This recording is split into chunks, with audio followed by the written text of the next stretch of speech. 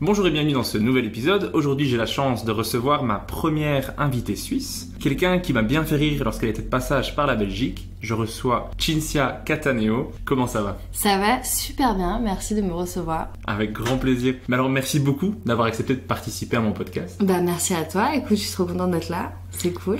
Est-ce que toi, t'es consommatrice de podcasts? Mais pas tant, j'ai écouté un peu Les gens qui doutent de Fanny Ruel, j'en ai écouté quelques-uns. Et sinon, non, pas trop, parce que j'aime beaucoup, mais j'ai l'impression qu'il y a ce truc où... Enfin, en tout cas, bon, il y a des podcasts aussi qui sont pas de stand-up, mais j'ai l'impression que j'ai écouté que des podcasts de stand-up. Et après, il y a soit ce truc où, vu que déjà je joue beaucoup et je fais beaucoup de trucs avec l'humour, je suis un peu en mode ok, donc je fais que ça, tu vois. Ou des fois, je suis en mode genre, oh mon dieu, mais je ne travaille pas. Enfin, tu vois, ce truc de comparaison un peu, voilà. Mais oui, j'en ai écouté quelques-uns, mais j'écoute pas, disons, quotidiennement, tu vois.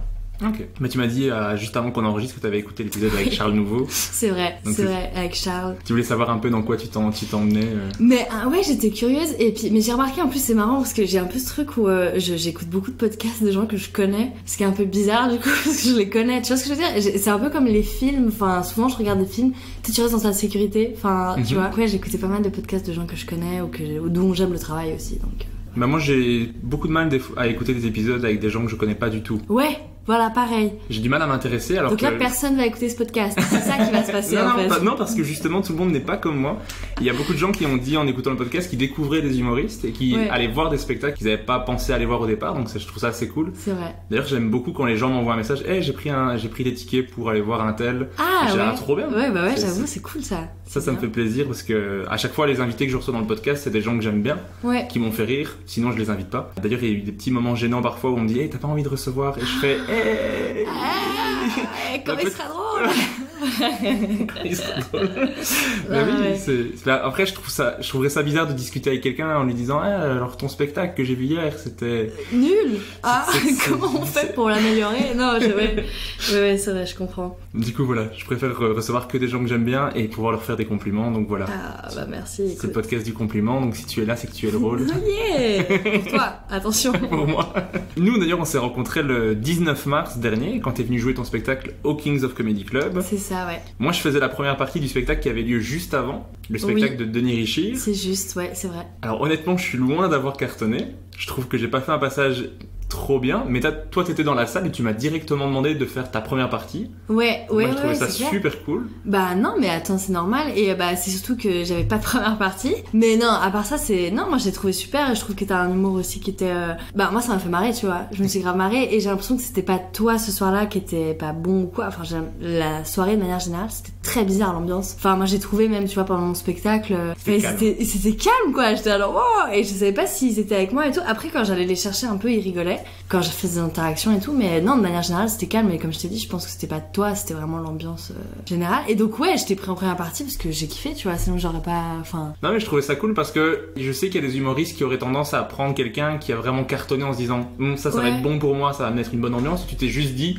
bah il y a un humoriste qui est là, il a fait un truc cool, allez c'est bon, on fait bah je trouve, alors moi je fais pas du tout ça pour plusieurs raisons. La première c'est qu'on a tous commencé, tu vois ce que je veux dire, donc enfin et puis je commence encore, enfin tu vois on est encore tous à nos débuts et tout, mais putain, mais moi ça veut dire que personne m'aurait jamais pris en première partie dans ce cas-là, et moi le truc qui est fou c'est que ma toute première partie c'était celle de Bruno Pecky, mais ma vraie première partie officielle c'était celle de Marina Rollman.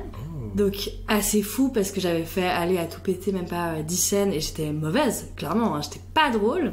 Et la meuf, trop chou, elle me prend en première partie parce qu'elle a besoin d'une première partie et tout, et ça se passe mal, tu vois, vraiment, genre c'est nul, genre je fais rire personne, c'est gênant à souhait. Et voilà, cette meuf dans la bonne vibe qui a non mais c'est cool, non, puis elle te fait des retours et tout, et j'étais là mais c'est ouf, et j'aime trop cette mentalité de tu sais, on commence tous, c'est normal, il faut s'aider, et je trouve elle a une trop bonne bienveillance, et moi ouais c'est vraiment un mindset que je vais garder parce que on a tous commencé et tout, et puis d'ailleurs je te dis commencer, tu commences pas, mais je veux dire c'est bien de, même si je te connais pas, t'encourager et tout. Première chose, et deuxième chose, je trouve que pour les premières parties, lol quoi, même si ça se passe mal, t'es censé cartonner derrière, tu vois ce que je veux dire? C'est facile de mettre toute la faute sur en fait mon spectacle il s'est mal passé parce que ma première partie qui a fait 7 minutes c'était pas ouf, non truc, après être drôle, et tu vois, et puis même, Par exemple, j'avais joué aussi des fois sans première partie, ce qui est plus dur du coup, parce que du coup les premières 10 minutes, faut aller les chercher nanana, mais c'est un bon exercice, tu vois. Donc je pense qu'il faut que tu réussisses à être bon dans toutes les circonstances, et donc moi je prends n'importe qui, ça m'est égal. Ouais, mais moi je trouvais ça cool parce que je me suis dit, bah c'est juste une humoriste qui voit un humoriste, et bah il y a une possibilité de jouer. Donc, bah ouais, grave, c'est ça aussi, tu vois, t'étais là en plus, et j'avais pas de première partie, donc il y a vraiment ce truc, bah c'était obvious pour moi que tu la fasses, tu vois. Enfin... Ouais. Du coup, j'ai payé pour la première partie que j'ai faite. Ouais, c'est vrai que c'était marrant, ouais, c'est vrai, putain. Ça, j'avais trouvé ça m'avait fait rire. Je me suis dit, mais même quand je joue, je dois payer. Pour... Ouais, la tristesse, ouais, j'avoue que c'est un peu malheureux. Ouais, c'était cool. Mais franchement, j'ai beaucoup aimé le spectacle après parce que je me suis dit, ah, elle est super sympa. Maintenant, j'espère qu'elle va être drôle comme ça. Ça va, je pourrais l'inviter dans le podcast. Et en effet, j'ai beaucoup ri. Enfin, tu m'as entendu parce que je ris fort en plus. Enfin, j'étais dans le fond de la salle. J'espère que tu m'as entendu. Ouais, je t'ai entendu, ouais. Je m'en souviens. Mais c'est vrai que c'était un soir particulier, c'était un public assez, comme on disait, théâtre, un peu de... On passe un bon moment, mais on le communique pas à la personne qui est sur scène, quoi. Bah, déjà, il y avait plusieurs choses. Enfin, moi, j'avais jamais... C'était la première fois que je jouais aussi tard, j'avais joué à 22h30. Et je pense que là je vais choquer des gens, mais pour moi j'étais genre ah putain je suis fatiguée, oulala, tu vois, il y avait vraiment ce truc un peu mamie et tout. Donc déjà moi personnellement j'étais ok c'est plus challengeant qu'à 20h30. Et le public ouais était assez âgé. Et du coup j'étais assez surprise parce que tu sentais qu'au bout d'un moment ils fatiguaient un peu, mais ils ont kiffé et puis les interactions ils étaient chauds et tout. Donc enfin ouais c'était particulier, c'est un bon exercice. Enfin... Mais c'est vrai qu'on a moins l'habitude de jouer, enfin je sais pas comment ça se passe en Suisse, mais 22h30 souvent les plateaux c'est genre 20h. Moi ouais c'est ça. C'est la première fois que je joue à 22h30 aussi d'ailleurs. Ouais ah ouais c'est vrai ouais. Bah tu vois c'est juste qu'en Suisse il y a pas beaucoup de demandes, où il y a pas beaucoup, donc en général on joue à 20h30 les spectacles, mais je sais qu'à Paris enfin voilà c'est pas du tout le même délire, ils jouent à toutes les heures et c'est parti quoi, enfin mais non du coup c'est un bon exercice. Et puis je pense que si t'arrives à rocker à ces créneaux qui sont peut-être plus difficiles ou pas, j'en sais rien, mais c'est un bon exercice quoi qu'il en soit. À fond. Mais t'as rejoué ton spectacle ce samedi. Ouais, c'est ça. Là, ça s'est mieux passé. Ouais. Enfin, t'as mieux apprécié. Bah en fait, ouais, c'était les gens étaient plus jeunes et ils étaient plus chauds et moi j'étais vraiment contente parce que du coup, bah en fait là, le spectacle est vraiment c'est vraiment compliqué cette histoire de ce spectacle parce qu'en fait, si tu veux, je l'ai vraiment écrit pendant le premier confinement. J'ai eu ce truc de ah putain j'en ai marre et tout, vas-y je repars à zéro. Puis j'avais une espèce de pression pendant le premier confinement où j'étais ah putain je vais jamais y arriver et puis il y a plus de travail et puis mon dieu, et donc j'étais tellement en prise de panique que j'étais ah vas-y j'écris puis on verra. Donc on est sorti du confinement, j'ai tout de suite joué mon heure au Caustic Comedy Club à Genève en Suisse. Donc une heure brute que j'avais jamais testée et tout, c'était trop cool et vraiment c'était sympa. Et puis je l'ai joué quelques fois, mais peu en fait, et ça a reconfiné pendant 7 mois. Et entre temps donc réécrire, rebouger, mais vraiment tu vois ce truc de, en fait c'est toujours tellement du test en permanence. Et donc je l'ai rejoué quelques fois. Après l'été dernier j'avais eu un accident donc j'ai de nouveau arrêté de jouer. Et puis j'ai repris, mais en fait cette heure là que t'as vue d'ailleurs, c'est jamais la même parce qu'à chaque fois je rebouge des 10 minutes, je réécris machin. Et donc là c'était une toute nouvelle version où j'ai fait 1h15 avec ouais genre 15 minutes de test quand même au tout début du spectacle. Donc j'étais trop stressée et en fait bah ça a grave marché, j'étais hyper contente et tout. Mais c'était long et c'était expérimental et c'était cool. Mais les gens ont kiffé. Mais pour moi je pense que le meilleur horaire c'est vraiment... Enfin, le meilleur timing, c'est 55 minutes, je pense. Que les gens s'endorment pas et que ce soit pas trop dense. Surtout que je pense que t'as remarqué, là, depuis le début de ce podcast, je parle beaucoup et je dis beaucoup de choses. Du coup, genre, les gens, au moment, ils sont là, waouh, calme-toi. 55 minutes à un débit comme le tien, ça peut être... c'est très... Ouais, c'est 1h30 pour Jimo, tu vois. Ouais, c'est ça. Grave. Maintenant, c'était cool ce samedi et j'ai vraiment kiffé, donc voilà. Et pour ceux qui veulent venir voir le spectacle, de quoi ils parlent là? Alors, justement, c'est marrant parce que là, j'ai eu un peu ce truc où j'étais cette heure de spectacle là, en fait, c'est plein de blagues, mais il n'y a pas vraiment de fond et de ligne conductrice. D'ailleurs, toi, t'as pas vraiment vu ça? Non. Je pense. et là, j'ai eu un truc où j'étais putain merde, il faut que je trouve et tout, donc je me suis un peu isolée dans la montagne pendant 3 jours, à faire un peu un brainstorm de qu'est-ce que je voulais faire, quoi, comment. Et donc, je vais ouvrir le spectacle en commençant par dire que le bonheur n'est pas intuitif et que ça s'apprend pas à être heureux. Enfin, moi, on m'a pas appris à être heureuse. Et donc, je parle de mon enfance et du fait que moi, je viens d'un milieu assez confortable où j'étais vraiment pourri gâtée, j'ai toujours eu tout ce que je voulais. Et que c'était cool, mais que du coup, quand tu grandis, tu te prends un peu des claques et que du coup, t'es toujours un peu insatisfait et que c'est dur d'être heureux et blablabla, tout ça. Et en gros, si tu veux, le constat final qui n'est pas encore écrit d'ailleurs, ce sera un peu en mode faut apprendre à se contenter, tu vois, et à kiffer, et puis go with the flow, quoi. Super original. Non, mais tu vois, enfin, c'est un peu une thérapie sur scène que je fais, mais c'est un peu ce truc de putain, en fait, faut un peu lâcher des fois. Et je parle du fait que je suis quelqu'un de méga anxieux, qui a du mal à lâcher prise et tout, mais c'est encore en construction. Mais quand dans le spectacle, moi je me suis reconnu dans pas mal de choses dont tu parles, je trouvais ça cool. J'aime beaucoup la partie où tu parles avec ton copain de on essaie de s'ennuyer l'un l'autre, ouais. Je trouvais ça cool. Après, moi j'aime beaucoup quand on parle de couple en stand-up. Ouais. Ben, j'aime bien parce que quand on en parle comme un vrai couple, je sais pas si tu vois ce que je veux dire, il y avait le cliché avant de ma femme c'est trop une chiante, ou mon mari il est nul. Ouais. Et je suis là, mais pourquoi vous êtes en couple alors? Ouais, tu vois, je comprends pas ce vrai, truc. Et donc quand les gens parlent de vrais trucs de leur relation, je trouve toujours ça super chouette, parce que c'est quelque chose qu'on n'a pas encore assez vu en stand-up, je trouve. Ouais, c'est vrai. Bah ouais, moi je parle, j'ai un peu cette partie dans le spectacle où je parle du fait que des fois tu t'aimes bien faire chier à l'autre. Ouais, c'est ça. Et puis, mais enfin encore que je vois un peu comment je vais la réorienter et tout, mais je trouve que c'est vraiment un constat que je me suis fait des fois. Je savais, putain, genre ce truc d'être pas un peu sadique, mais tu sais, enfin de se taquiner, de se faire chier, alors que tu l'aimes, tu sais, enfin il y a un truc un peu paradoxal. Et ouais, je trouve intéressant, mais je pense qu'il faut encore que je le développe un peu, mais c'est bizarre parce que tu te dis putain, je kiffe cette personne, je l'aime trop. Et justement, ça c'est vraiment un constat des fois, vraiment, c'est mon mec qui me dit, il me fait ma meuf, genre tout va bien, on est heureux. Pourquoi tu cherches la merde en fait, genre tu sais, et c'est vraiment un truc que je suis mais c'est abusé des fois. Je pense que ça vient un peu aussi de ce truc d'enfant de je veux plus, allez on va faire chier, enfin tu sais, un peu un enfant turbulent comme ça, j'ai l'impression des fois d'être un peu un enfant turbulent, et enfin bref, du coup voilà. C'est un des trucs qui m'avait marqué, mais moi j'ai beaucoup aimé le spectacle, mais comme tu dis, il y avait pas encore de fil rouge à ce moment-là, donc il y avait pas mal de choses, pas mal de blagues dans plusieurs styles aussi. Il y a des moments où c'est un peu plus noir, des moments où c'est plus absurde, des moments où c'est plus storytelling aussi. Ouais, c'est ça, c'est qu'en fait très souvent les gens ils sont là, ouais, c'est quoi ton style? Je suis eh bien je suis multiple. Non mais ouais, je sais pas, j'aime bien c'est ça, j'aime bien le décalé, j'aime bien l'absurde, enfin j'arriverais pas à me mettre dans une case, tu vois, enfin je sais que j'ai des vannes noires et j'aime les vannes noires et ça fait partie clairement de moi parce que j'en fais aussi au quotidien, mais je me définirais pas comme une artiste qui fait de l'humour noir, tu vois ce que je veux dire, parce que c'est multiple, mais effectivement c'est ce qui surprend, et c'est ce dont on a déjà parlé après mon spectacle la dernière fois, c'est que des fois vu que j'ai un truc un peu peut-être plus absurde, plus solaire, nanana, et que d'un coup j'arrive avec un truc méga noir, les gens ils sont là genre what, et ça peut un peu déstabiliser, et c'est vraiment un peu la quête que je suis en train de faire de comment faire pour qu'à chaque fois ça passe. Et je trouve que l'humour noir des fois c'est tellement dur, et c'est vraiment un truc que moi j'aime, et des fois selon les ambiances et tout, je trouve que ça peut être compliqué et tout, donc il faut voir comment bien faire ça, quoi. Voir comment l'amener, mais c'est vrai que moi aussi j'aime bien j'ai des petits trucs noirs, mais si je sais que si je vais trop loin, les gens font mais ça c'est pas toi. Et si tu vas pas assez, ben ça vaut pas le coup de faire des trucs noirs, tu vois. Et puis moi j'ai l'impression que des fois j'ai un souvenir par exemple d'une vanne qui a pas bien marché, une vanne noire, du coup la fois d'après je vais la jouer et j'ai l'impression que je suis limite un peu désolée, ou tu sais je l'assume pas de ouf, et du coup c'est encore pire parce que ça marche moins bien, enfin, et du coup c'est un peu une quête, je sais pas encore ce que je dois faire exactement, puis des fois c'est juste noir et c'est pas drôle, tu vois, et je trouve que des fois c'est dur de voir la limite de ok là je suis juste en train de choquer, mais c'est même pas marrant en fait, moi genre pourquoi tu fais ça, tu vois. C'est toi-même quand tu le dis tu fais ah merde, dans ma tête c'était plus drôle. Oui. Et là c'est juste waouh, violent meuf. Ok, mais ouais, je trouve c'est dur de, mais en plus bon après voilà, on va arriver sur le sujet de on peut plus rien dire, mais c'est délicat, je sais pas. J'ai pas la réponse honnêtement. Okay. Je fais un développement qui ne sert à rien du coup, mais c'est encore en rodage, quoi. C'est ça. Okay. J'évolue avec mes blagues. Et qu'est-ce qui, pour toi, doit évoluer encore le plus dans ce spectacle? Alors, pour moi, vraiment, c'est du coup ce fil rouge. Et je pense il faut que je fasse le deuil de certains trucs.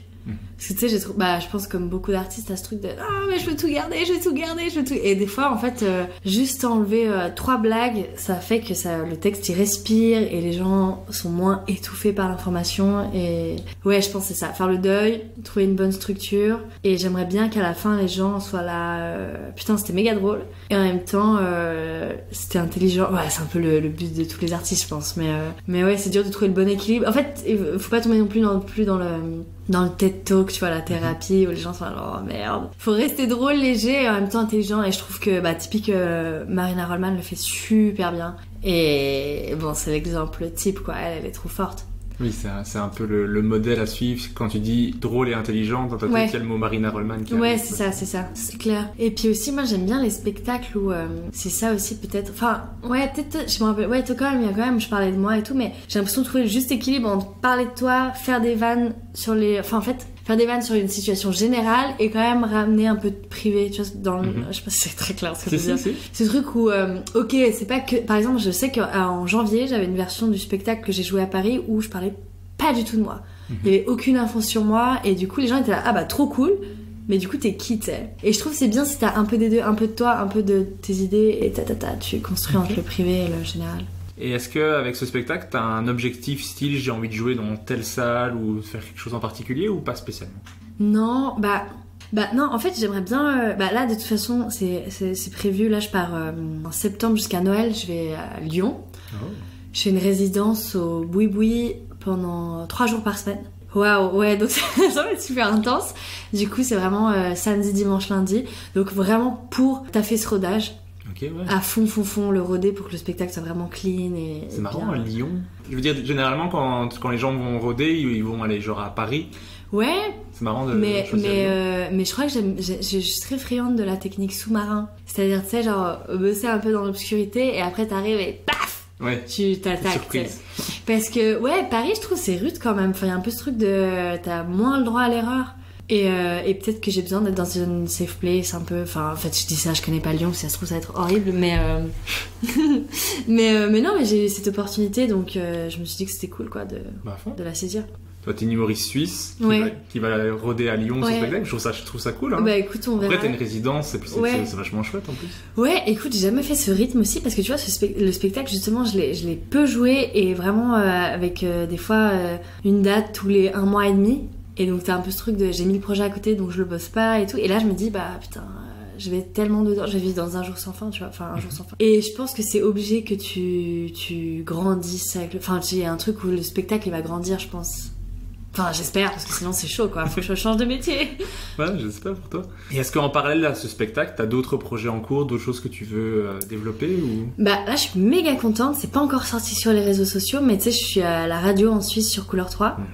Je fais la matinale tous les mercredis matins, donc je suis à l'antenne à 7h50. Et je suis trop contente parce que ils étaient un peu en mode bon bah si t'as un projet ou un truc à proposer, enfin vas-y c'est bon t'as carte blanche.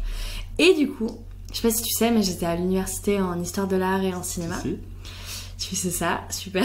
Et j'ai fini récemment mon bachelor et moi j'aime trop l'art et tout. Et c'est vrai que l'art souvent, tu sais quand je dis que j'ai fait un bachelor d'histoire de l'art. La première réaction des gens c'est « Oh putain, ok, excuse-moi madame ». Tu sais, un peu genre limite, ils se foutent de ma gueule comme si c'était un truc condescendant alors que l'art, moi je trouve ça... Enfin en fait c'est assez ouf. Et en fait c'est juste que c'est pas... Comment expliquer ça? L'art, ça peut être obscur pour beaucoup de personnes. Si on te prend pas par la main et qu'on dit non mais regarde, en fait c'est super et c'est pas du tout intellectuel, c'est juste genre... il y a pour tout le monde en fait. Kiff, tu vois, ouais. Et donc bref, j'ai proposé de faire une chronique sur l'histoire de l'art. Donc en fait genre tous les mercredis, là je viens de commencer, ça fait que 1 mois, mais chaque mercredi je fais le portrait d'un artiste. De manière vulgarisée et humoristique. Et là, donc, je l'ai que fait à l'antenne, donc j'ai eu des retours sur les réseaux déjà de gens qui ont trop kiffé et tout. Cool. Donc on verra, je vais sortir les vidéos avec les images incrustées du coup des œuvres et tout. Et on verra si les gens kiffent. Mais ouais, j'ai appelé ça les croquis-gauleries.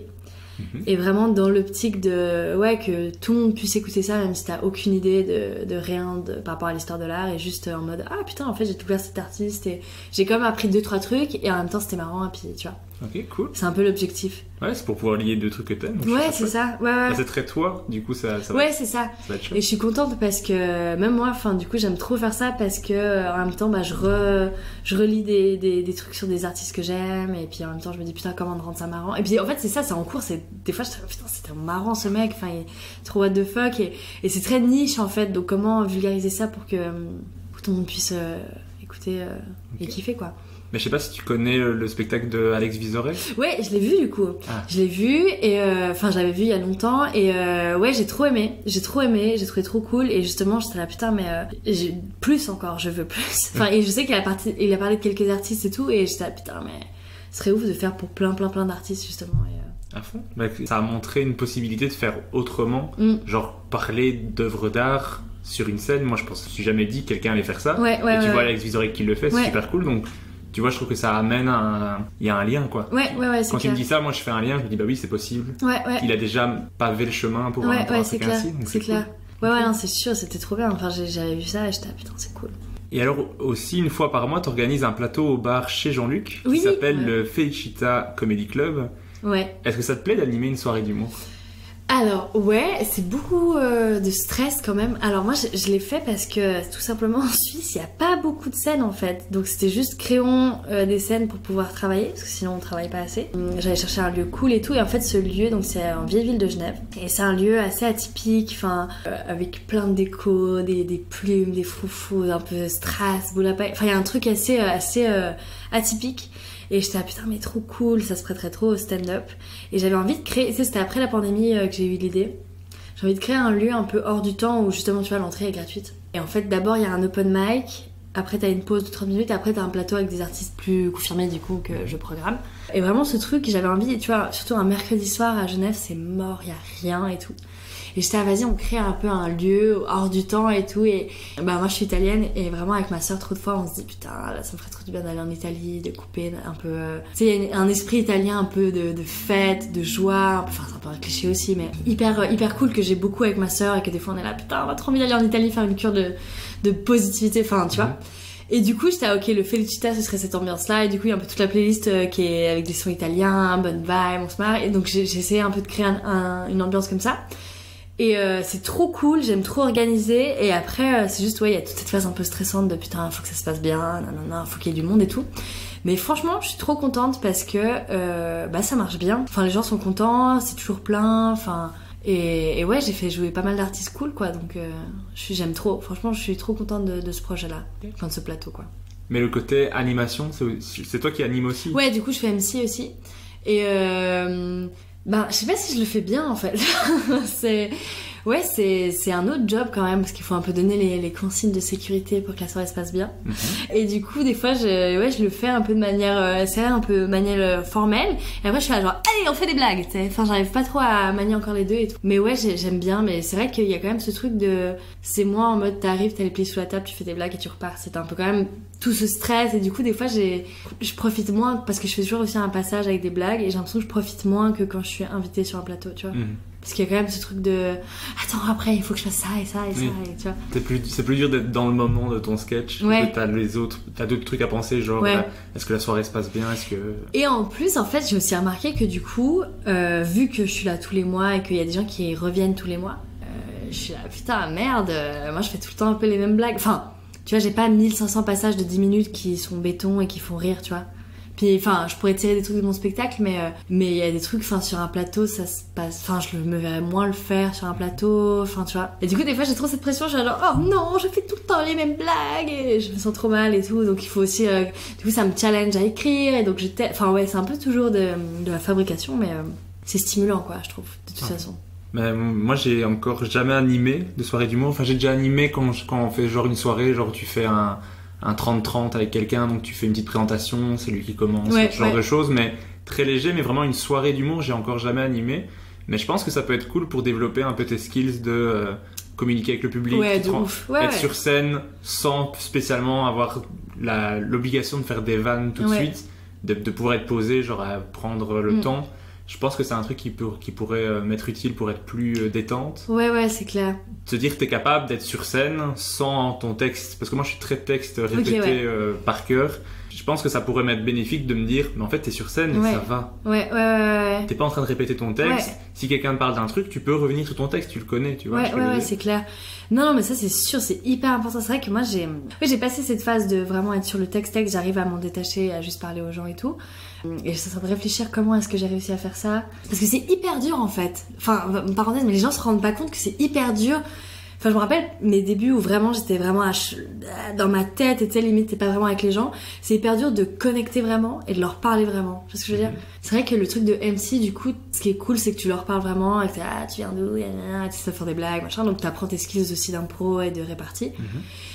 Mais moi je sais pas comment c'est venu un peu en fait très vite c'est venu parce que voilà c'est ça, je faisais des 30-30 à mes tout débuts, à peine j'avais commencé j'ai fait des 30-30 avec Bruno Pecky en Suisse. Le spectacle Split, ouais c'est ça, on faisait chacun 30 minutes et mais en plus on avait ce truc où c'était pas 30 minutes, tu vois. On faisait genre 10, c'était très bizarre. Ah, okay. Et moi, en fait, quand j'ai commencé, je faisais pas du tout du stand-up, je faisais vraiment des sketchs, enfin, j'avais des personnages, donc rien à voir. Mais, je me rappelle que j'avais un perso, c'était genre une prof, en gros, et j'avais pris les noms des gens qui étaient dans le public, et je faisais l'appel. Et je devais faire des impros avec. Donc vraiment, je sais pas pourquoi, en fait, c'était ouf, parce que, enfin, je savais pas du tout faire, tu vois, j'avais pas du tout de répartie, machin, et j'étais vraiment en mode, non. Puis là, j'étais un peu en panique, comme genre, merde, faut que je dise un truc. Tu vois, enfin, c'était vraiment ça, tu vois. Mais je pense que ça a été le premier truc où, du coup, ça a cassé le 4e mur enfin, que tu dois casser quand tu fais du stand-up. Et puis, cet exercice d'impro et de parler aux gens, ouais. C'est clair. Mais c'est pas toujours intuitif et ça s'apprend, en fait. Et puis, même moi, trop des fois, je parle à quelqu'un et je suis genre, ok. Bah, j'ai aucune blague, hein, mais c'est super, j'adore ta vie, enfin. Ouais, mais moi, je trouvais, quand tu le faisais dans ton spectacle, parce que tu t'interagis aussi avec le public, je veux dire, tu communiques avec eux, il y a plusieurs fois où t'as vanné des gens du public, et c'était super drôle. Je trouvais que t'as vraiment une bonne répartie, moi, je trouvais. Ah bah merci. Non, je trouvais ça cool, et en plus, je trouvais que t'avais réussi à un truc que je trouvais vraiment fort, c'est que t'avais dit un truc assez violent à quelqu'un, mais elle l'avait bien pris parce que c'était bien amené. Ouais, tu vois que je me rappelle plus ce que c'était, du coup, je sais plus dire la phrase, mais c'était un truc sur le fait qu'elle était âgée, mais c'était vraiment bien amené, et en fait elle a beaucoup ri, et c'était pas violent, on voyait juste que c'était pour le plaisir de faire une blague drôle, tu vois, genre c'est juste une blague, et tout le monde, il y a personne qui a pu se dire ah, elle a voulu la casser, elle a voulu être méchante, et j'ai trouvé ça génial. T'es pile sur le fil de un peu plus fort, on t'aurait passé pour une connasse, un peu moins fort, bah ça vaut pas le coup, tu vois. Mais ça c'est un équilibre qu'il faut trouver, et que j'ai pas tout le temps, et je pense que ça dépend tellement de 1000 facteurs aussi. Ça c'est un peu le truc qui est dur avec le stand-up, c'est que c'est pas une science exacte. Ouais, c'est ça, c'est que chaque soir ça peut être tellement différent, même l'ambiance du public, ou des gens qui peuvent être, je sais pas, tu vois, on sait jamais sur qui tu tombes, genre quelqu'un qui vient de vivre un truc horrible et du coup tu lui tapes dessus et du coup il se braque et il s'énerve, enfin tu vois, on sait jamais. Et ouais, des fois c'est dur de pas juste vanner gratuitement en mode genre c'est trop en bolos quoi, et genre ça rigole parce que du coup tu te fous de sa gueule, mais c'est gratuit et enfin t'as rien dit à part que c'était un enfin tu vois ce que je veux dire un peu. Du coup c'est un baraki. Un baraki, voilà, c'est ça, c'est ce que tu me disais avant, un baraki. Mais ouais, c'est clair, mais c'est dangereux parce qu'en fait c'est ça, c'est comment ne pas non plus te mettre le public à dos, quoi. Faut avoir ouais, c'est ça, être parce sur l'équilibre je suis quelqu'un de sympathique qui fait des blagues. Ouais. Et où est la limite de la personne, parce que des fois du coup pendant le spectacle tu reviens sur lui plusieurs fois, ça le fait marrer, peut-être au d'un moment t'es là, bon mec, tu me fais chier, j'ai payé ma place, j'ai pas envie que tu me tapes dessus pendant 40 minutes, enfin du coup il faut trouver l'équilibre. Et puis typiquement il y a des gens qui veulent pas qu'on leur parle aussi. Ouais, c'est clair. Par exemple, ma copine, elle aime bien voir des spectacles d'humour, mais elle va jamais se mettre dans les premiers rangs parce qu'elle veut pas qu'on lui parle. Ouais, c'est clair. Non, mais je comprends, parce que tu sais que c'est marrant, parce que moi non plus j'aime pas quand on me parle. Ok. Alors que c'est bizarre, tu vois, enfin je fais du stand-up et tout, moi si je vais voir un spectacle de stand-up, ça va me mettre trop mal à l'aise qu'on me parle, tu sais, je vais être là genre non, je suis dans mon cocon et je veux pas interagir avec toi, tu vois. Comme tu le sais par rapport à toi, tu sais que tu peux jauger par rapport aux autres en se disant ah ça tombe, elle réagira comme moi, donc d'y aller un peu plus doucement, enfin essayer de voir si ça passe ou pas, mais c'est vrai que c'est chaud. Mais aussi tu sais, en plus l'impro, enfin ça dépend tellement de ton état d'esprit, enfin je sais pas, t'as passé une bonne journée, une mauvaise journée, des fois, enfin c'est trop bête, mais même moi scéniquement des fois je sais que j'ai enfin ça va, j'essaie de pas trop varier, mais en fait l'artiste qui est vraiment bon c'est quand même s'il a vécu un drame, même s'il s'est passé ci ça, il est toujours le même et il a toujours cette identité de lui il est comme ça. Tu vois ce que je veux dire ? Et moi, des fois, je sais que j'oscille encore quand je suis un peu stressée ou un peu fatiguée. Par exemple, je suis moins expressive. Et du coup, des fois, j'ai l'air moins sympa. Tu vois ce que je veux dire ? Alors que si je suis détendue, je vais être méga souriante. Du coup, les gens ils sont là, good vibe, on peut rire. Enfin, en fait, ce que tu dégages est tellement important aussi. À fond. Donc c'est vraiment compliqué le stand-up, ouais, en fait. c'est vraiment méga dur. C'est le résumé de ce podcast. À chaque fois je me dis mais en fait c'est compliqué le stand-up. Grave. Mais maintenant qu'on est revenu sur ton actualité, dans le podcast moi j'aime remonter le temps avec mon invité. Donc j'ai fouillé internet, mais j'ai pas trouvé ta date de naissance et ton lieu de naissance. C'est vrai, bah ouais, je suis pas connue, c'est peut-être pour ça les gens n'ont pas envie de savoir. Je suis née le 22 juillet 96 à Genève. Et oui, c'est vrai que tu utilises aussi 96 oui. que tu es suisse. Ah, c'est vrai, oui. C'est génial, magnifique. Et je pense que tu as grandi à Verrier en Suisse. Ouais, c'est ça, ouais. Ah, quand même. Comment t'as trouvé ça? Parce que je sais que enfant, tu as fait ta première scène en primaire avec un autre humoriste suisse qui s'appelle Thibaut Agoston. Ouais, c'est fou. Donc je sais que c'était à l'école primaire de Verrier en Suisse, du coup. Ouais, c'est ça. Ah, c'était une école donc en Suisse, ouais, à Verrier. Et en gros, j'ai vraiment répété mot pour mot ce que tu viens de dire. C'était magnifique. C'est important. Ouais, c'est important que les gens sachent. Ouais, c'était un cours trop bol, je sais plus. Ma sœur s'était inscrite à ce cours-là. On était genre 6 dans la classe. Et il y avait Thibaut Agoston. Et en fait, après, mais tu sais que les souvenirs sont très très flous. Mais on avait joué du coup dans un conservatoire après. Mais personne à la vidéo de ce truc qui doit être génial parce qu'on avait genre 6 ans. Enfin, génial. Je me surestimé un petit peu.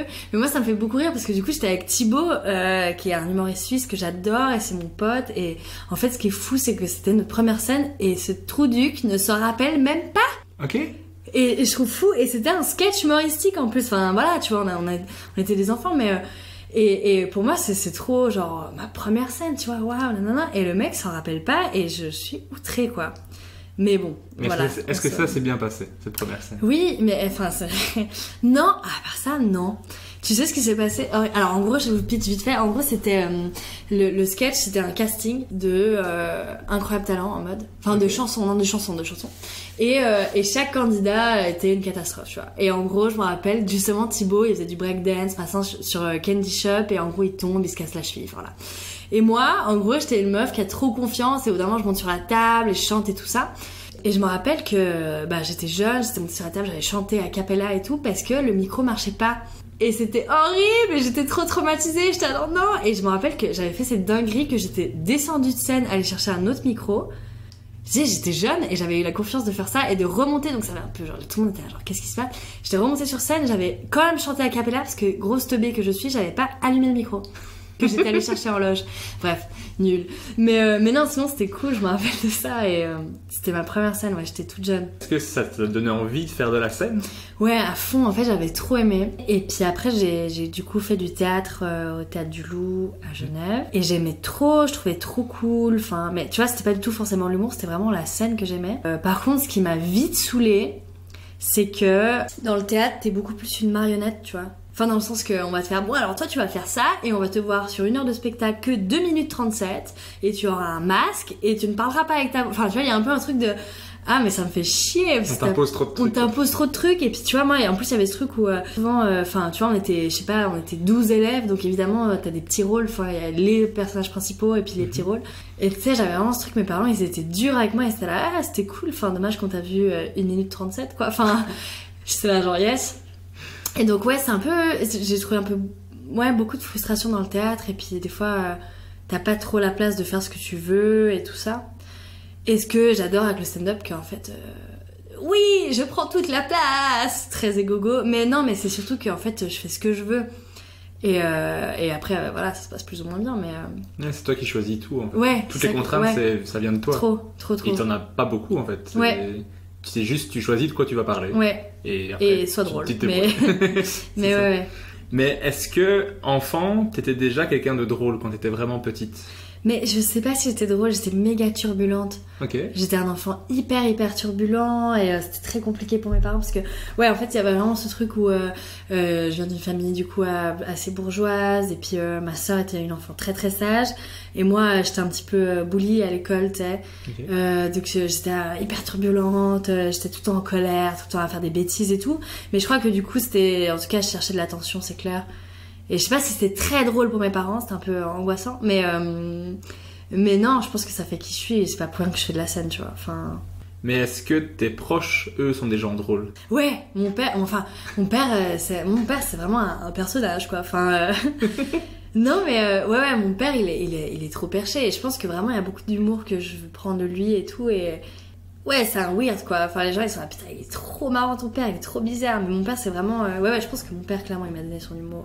Clairement, ouais. Et ta mère, moi? Ma mère, elle est très drôle, mais elle ne le fait pas exprès. Ok. C'est-à-dire que... parce que ma mère, donc, elle est italienne, elle est un peu malentendante, du coup, des fois, elle est pas sourde complète, mais du coup, elle entend, mais des fois, elle entend pas tout très bien, du coup, elle te sort des dingueries qui ont rien à voir avec le contexte, donc c'est très drôle. Et ouais, elle a cette culture italienne, du coup, des fois, elle sort des trucs genre... monstre raciste en fait, et du coup t'es là mais tu peux pas dire ça en public, c'est chaud maman, mais du coup ça en devient drôle, et des fois t'assumes pas du tout et t'es là bon mes parents je les aime quand même, c'est pas grave, mais ouais ils sont drôles malgré eux des fois. Et est-ce que vous alliez voir beaucoup des spectacles d'humour, vous regardiez des humoristes à la télévision ou pas beaucoup? Non, pas tant, pas trop, enfin moi j'ai grandi avec vraiment, enfin les seuls que je connaissais du coup c'était Gad Elmaleh et puis Florence Foresti. Mais c'était que ça, tu vois, enfin c'était les spectacles que j'avais du coup en DVD, que je regardais, j'aimais trop, j'étais trop fan, mais je connaissais pas plus, mais je sais que quand je regardais ça et que j'étais enfant, j'étais là putain, je kifferais trop faire ça.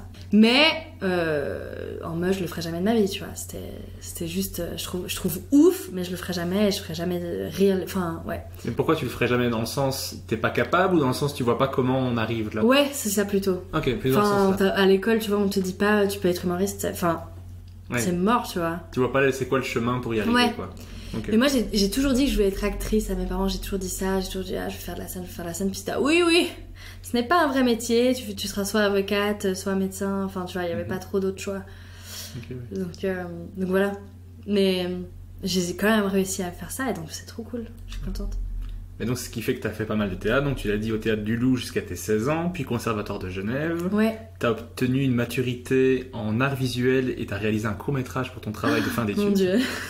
ouais. Il faut pas aller voir ça, ouais. Ça, je l'ai pas vu. J'ai pas trouvé. Ah, génial. J'ai pas trouvé. Mais ça veut dire qu'il est dispo. Donc, je crois que je l'ai pas. Il est sur YouTube. Ouais, c'est chaud. Je l'ai pas trouvé. Non, mais il faut que je le supprime avant que ce podcast sorte. C'est vraiment, c'est chaud. Mais ouais, j'avais réalisé un petit truc vraiment au bol, quoi. Mais c'était marrant. Mais ouais, j'étais dans l'art, du coup, ouais, tu vois, c'est un truc qui... Ma mère est peintre, en fait, aussi, du coup, il y a plein de...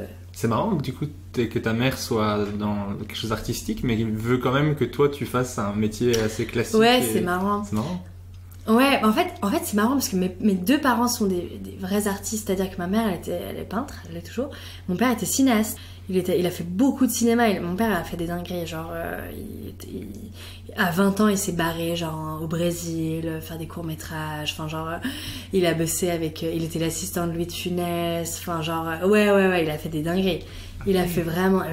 et c'était les années... Enfin, mes parents sont assez vieux, donc c'était vraiment les années hippies, tu vois. Genre, mon père était vraiment un gars avec des cheveux longs, plein de bagues. Il prenait trop de drogue. Genre, il était dans les années folles à Londres. Enfin, vraiment, il aurait pu vraiment mal finir. Et puis après, la vie a fait que genre, ils étaient c'est bien de prendre beaucoup de drogue et de faire beaucoup de films et tout ça, mais on va quand même essayer de gagner de l'argent. Donc il est aussi intéressé par le droit, donc finalement il est retourné en Suisse, il s'est calmé avec toutes ces choses-là, l'alcool et tout, et il est devenu avocat. Donc ouais, c'est fou. Okay. Il a eu une double vie, ouais. Mon père est assez fascinant, en vrai. On pourrait vraiment en parler pendant des heures, mais il a vraiment eu cette double vie, mais je crois qu'il a eu ce truc de... Mais parce que tu vois, il a fini... Oh putain mon Dieu, est-ce que je peux le dropper? Oui, il a fini un peu sans abri, drogué au Brésil, tu vois. Okay. Et il a été un peu rapatrié en Suisse. On lui a dit bon mec, ça va pas du tout, tu vois. Mes parents viennent d'une famille bourgeoise, du coup mes grands-parents étaient un peu en mode genre mec, c'est chaud. Donc il s'est fait remis un peu dans le droit chemin. Il a commencé le droit, il s'est un peu rangé. Enfin, il a complètement tout arrêté. Ça fait genre je sais pas 40 ans qu'il boit plus d'alcool. Enfin, mais donc double parcours. Et ouais, je crois que du coup mon père, quand je lui disais que je devais être actrice, il était un peu en mode genre ah non, tu vas pas faire comme moi, tu vois. Enfin, il y avait un peu ce truc-là. Mais aujourd'hui, ils sont trop choux, ils sont ultra fiers et ils viennent genre à tous mes spectacles, quoi. Tout le temps. Ils me voient tout le temps. Et je suis là genre, bon, à part ça, stop, quoi. Enfin, vous me soutenez, oui, mais venez pas non plus à toutes mes scènes, quoi. Ouais. Mes potes humoristes se foutent un peu de ma gueule de ah, y a papa et maman, tu vois. Je comprends. Mais non, ils sont trop choux. Ah, c'est fun. Mais du coup, je comprends mieux le côté... artiste qui veut pas au départ, en tout cas que toi tu le sois aussi, parce que sinon c'est un peu bizarre, mais là je comprends mieux. Après t'as aussi fait 1 an à Londres où t'as également voulu faire du théâtre, mais aussi améliorer ton anglais. Ouais, alors j'ai voulu faire du théâtre, mais finalement j'ai plus opté pour la débauche et l'alcool. Vraiment, ouais, clairement. Non. Enfin, j'étais dans une école d'anglais du coup. Enfin, j'ai crois pas trop mal appris l'anglais, donc c'est cool. Mais ouais, j'étais trop en mode vas-y, faut que je fasse du théâtre, et en fait, trop nul quoi. Je me suis jamais lancée et c'est un gros regret. Je pense que ça aurait été cool. Et t'as jamais voulu jouer en anglais? Mais en fait, c'est déjà dur de faire rire en français. Honnêtement, je sais pas si j'aurais les skills de faire rire en anglais, quoi. Mais ouais, non, je trouve que c'est dur. Enfin, en plus, là, j'ai l'impression que j'ai un peu perdu mon anglais. Non, mais ça va, je parle bien l'anglais, je parle aussi bien l'italien, du coup, mais... c'est pas quelque chose qui t'attire. Ouais, et puis même, tu sais, comment tu fais rire dans cette langue-là, le rythme, enfin... je trouve déjà hyper dur en français, du coup on va déjà essayer d'être bon en français, et puis quand là vraiment je serai à l'Olympia, peut-être après on va se réorienter, mais ouais là non c'est dur. Donc t'as fait pas mal de théâtre, qu'est-ce que ça t'a apporté de faire du théâtre et que tu gardes maintenant aujourd'hui en tant que stand-upeuse? De la frustration, non c'est pas vrai. Qu'est-ce que ça m'a apporté? Ouais, purée, c'est trop dur de dire ça, mon Dieu. Qu'est-ce que ça m'a apporté? Je pense que ça m'a apporté... Attends, il faut vraiment que je réfléchisse. Peut-être que du coup, ça m'a plus apporté aussi ce truc... Bah, tu vois, en fait, quand j'ai commencé, je faisais plus des personnages, plus à sketch, donc à mon avis, ça vient plus du théâtre aussi, tu vois. Ça, et puis après, je pense que du coup, j'ai toujours bien travaillé ma mémoire, donc j'apprends assez vite mes textes, donc ça c'est cool. Et puis c'est con, mais je sais que ça, tu vois, tous mes exercices à monter sur scène, du coup, d'articulation, je me chauffe le corps en vrai comme un comédien. Je sais que des fois il y a trop de gens qui se foutent de ma gueule aussi pour ça, ils sont là genre hey, tu vas courir un marathon, pourquoi tu te chauffes et tout, mais moi je sais que j'aime être bien dans mon corps, bien chauffée, toutes mes enfin être réveillée quoi. Et ça c'est un truc que j'ai appris avec le théâtre, même les exercices de relaxation, de respiration, ça c'est tous des trucs qu'on faisait en amont avant de monter sur scène et que j'aurais pas connu si je faisais que du stand-up, je pense. Okay. Enfin j'aurais pu les connaître, mais c'est moins courant quoi. Tu te chauffes avec un peu de musique, Shakira. Exact, ouais, exactement. Ouais, à fond. Yves dans le live, on est là, ouais. Ah, c'est juste, de temps en temps je montre que j'ai fait des recherches parce que... Ah, je dis ça quelque part. Ah, je sais, je savais, j'allais dire Yves dans le live. Ah, c'est vrai, je l'avais, mon Dieu. Oh là là, je suis constante. Non mais c'est bien, il faut rester dans ce qu'on aime, tu vois. Après, quand tu rentres de Londres, t'as commencé des études de médecine à Neuchâtel. Ouais. Pourquoi ces études-là? Parce que du coup, mes parents étaient dans cette phase de « Oh mon Dieu, t'as déjà fait une année sabbatique. Bon, très bien, t'as eu ton diplôme d'anglais, super. » Mais du coup, ils étaient vraiment... Enfin, en fait, non, en vrai, ce qui s'est passé, c'est que... avant de partir à Londres, j'avais tenté, du coup... Parce que j'étais en pré-pro au Conservatoire de Genève, j'avais tenté d'être dans la filière pro quoi, c'était une formation au conservatoire qui te proposait. Du coup c'était sur casting et tout, et ils avaient été mais horrible quoi. J'avais fait un monologue et tout, et ils m'avaient dit, la meuf elle me regardait, elle fait genre tu te prends pour Sharon Stone, c'est ça? Oh, putain c'était horrible, j'étais là genre ben non pas trop, et puis après je sais plus, il m'avait trop dit en mode ouais c'est cool et tout, il y a des trucs mais t'es pas assez mature machin, puis j'avais trop mal vécu en fait, c'était parce que j'étais sûre que ça allait le faire, on m'avait dit non mais ça va trop le faire, t'inquiète tu vas être prise et tout, puis en fait pas du tout, on m'avait grave chamboulé, secoué, et je pense que c'est aussi pour ça qu'à Londres en fait j'avais eu un peu un truc de non en fait je vais pas faire de théâtre, stop. Ça m'a un peu dégoûtée parce que puis en plus c'était hyper gratuit, c'était un peu violent, enfin c'était un peu en mode genre enfin tu sais, un peu ce truc, on va au clash et tout. Puis on veut te casser, quoi. Puis t'es là, ouais, j'ai 18 ans, enfin, c'était pas nécessaire, enfin, je sais pas. Ouais, pas très bienveillant. Et du coup, j'avais trop été déçue, je l'avais trop mal vécu, et je sais que du coup, j'en avais parlé à mes parents, puis du coup, ils étaient là, tu vois, hein, l'art, c'est pas bien, tu vois. Et du coup, j'avais eu ce truc de ok, et puis je sais que du coup, j'étais aussi partie en Afrique, enfin, j'avais fait un voyage humanitaire, machin, enfin, bref. Bah voilà, et puis du coup j'étais là, mais en fait je crois que j'aime bien partager des trucs avec les gens, aider les gens, enfin faire kiffer les gens et tout, puis du coup j'étais bah la médecine super. Et donc j'étais partie à Neuchâtel, donc il y a une petite ville en Suisse, il se passe pas grand chose, donc encore plus envie de mourir à ce moment-là, mais parce que j'étais là vas-y c'est quoi, je rentre de Londres, enfin je sais pas, il y avait un truc où j'avais pas envie de retourner à Genève chez mes parents, et puis enfin bref, du coup j'étais allée à Neuch, et puis ouais, très vite... Enfin, j'étais dans l'amphi, puis je passais plus de temps à regarder les gens et à faire des blagues et à écrire des trucs dans mon téléphone ou quoi, que vraiment à suivre les cours, quoi.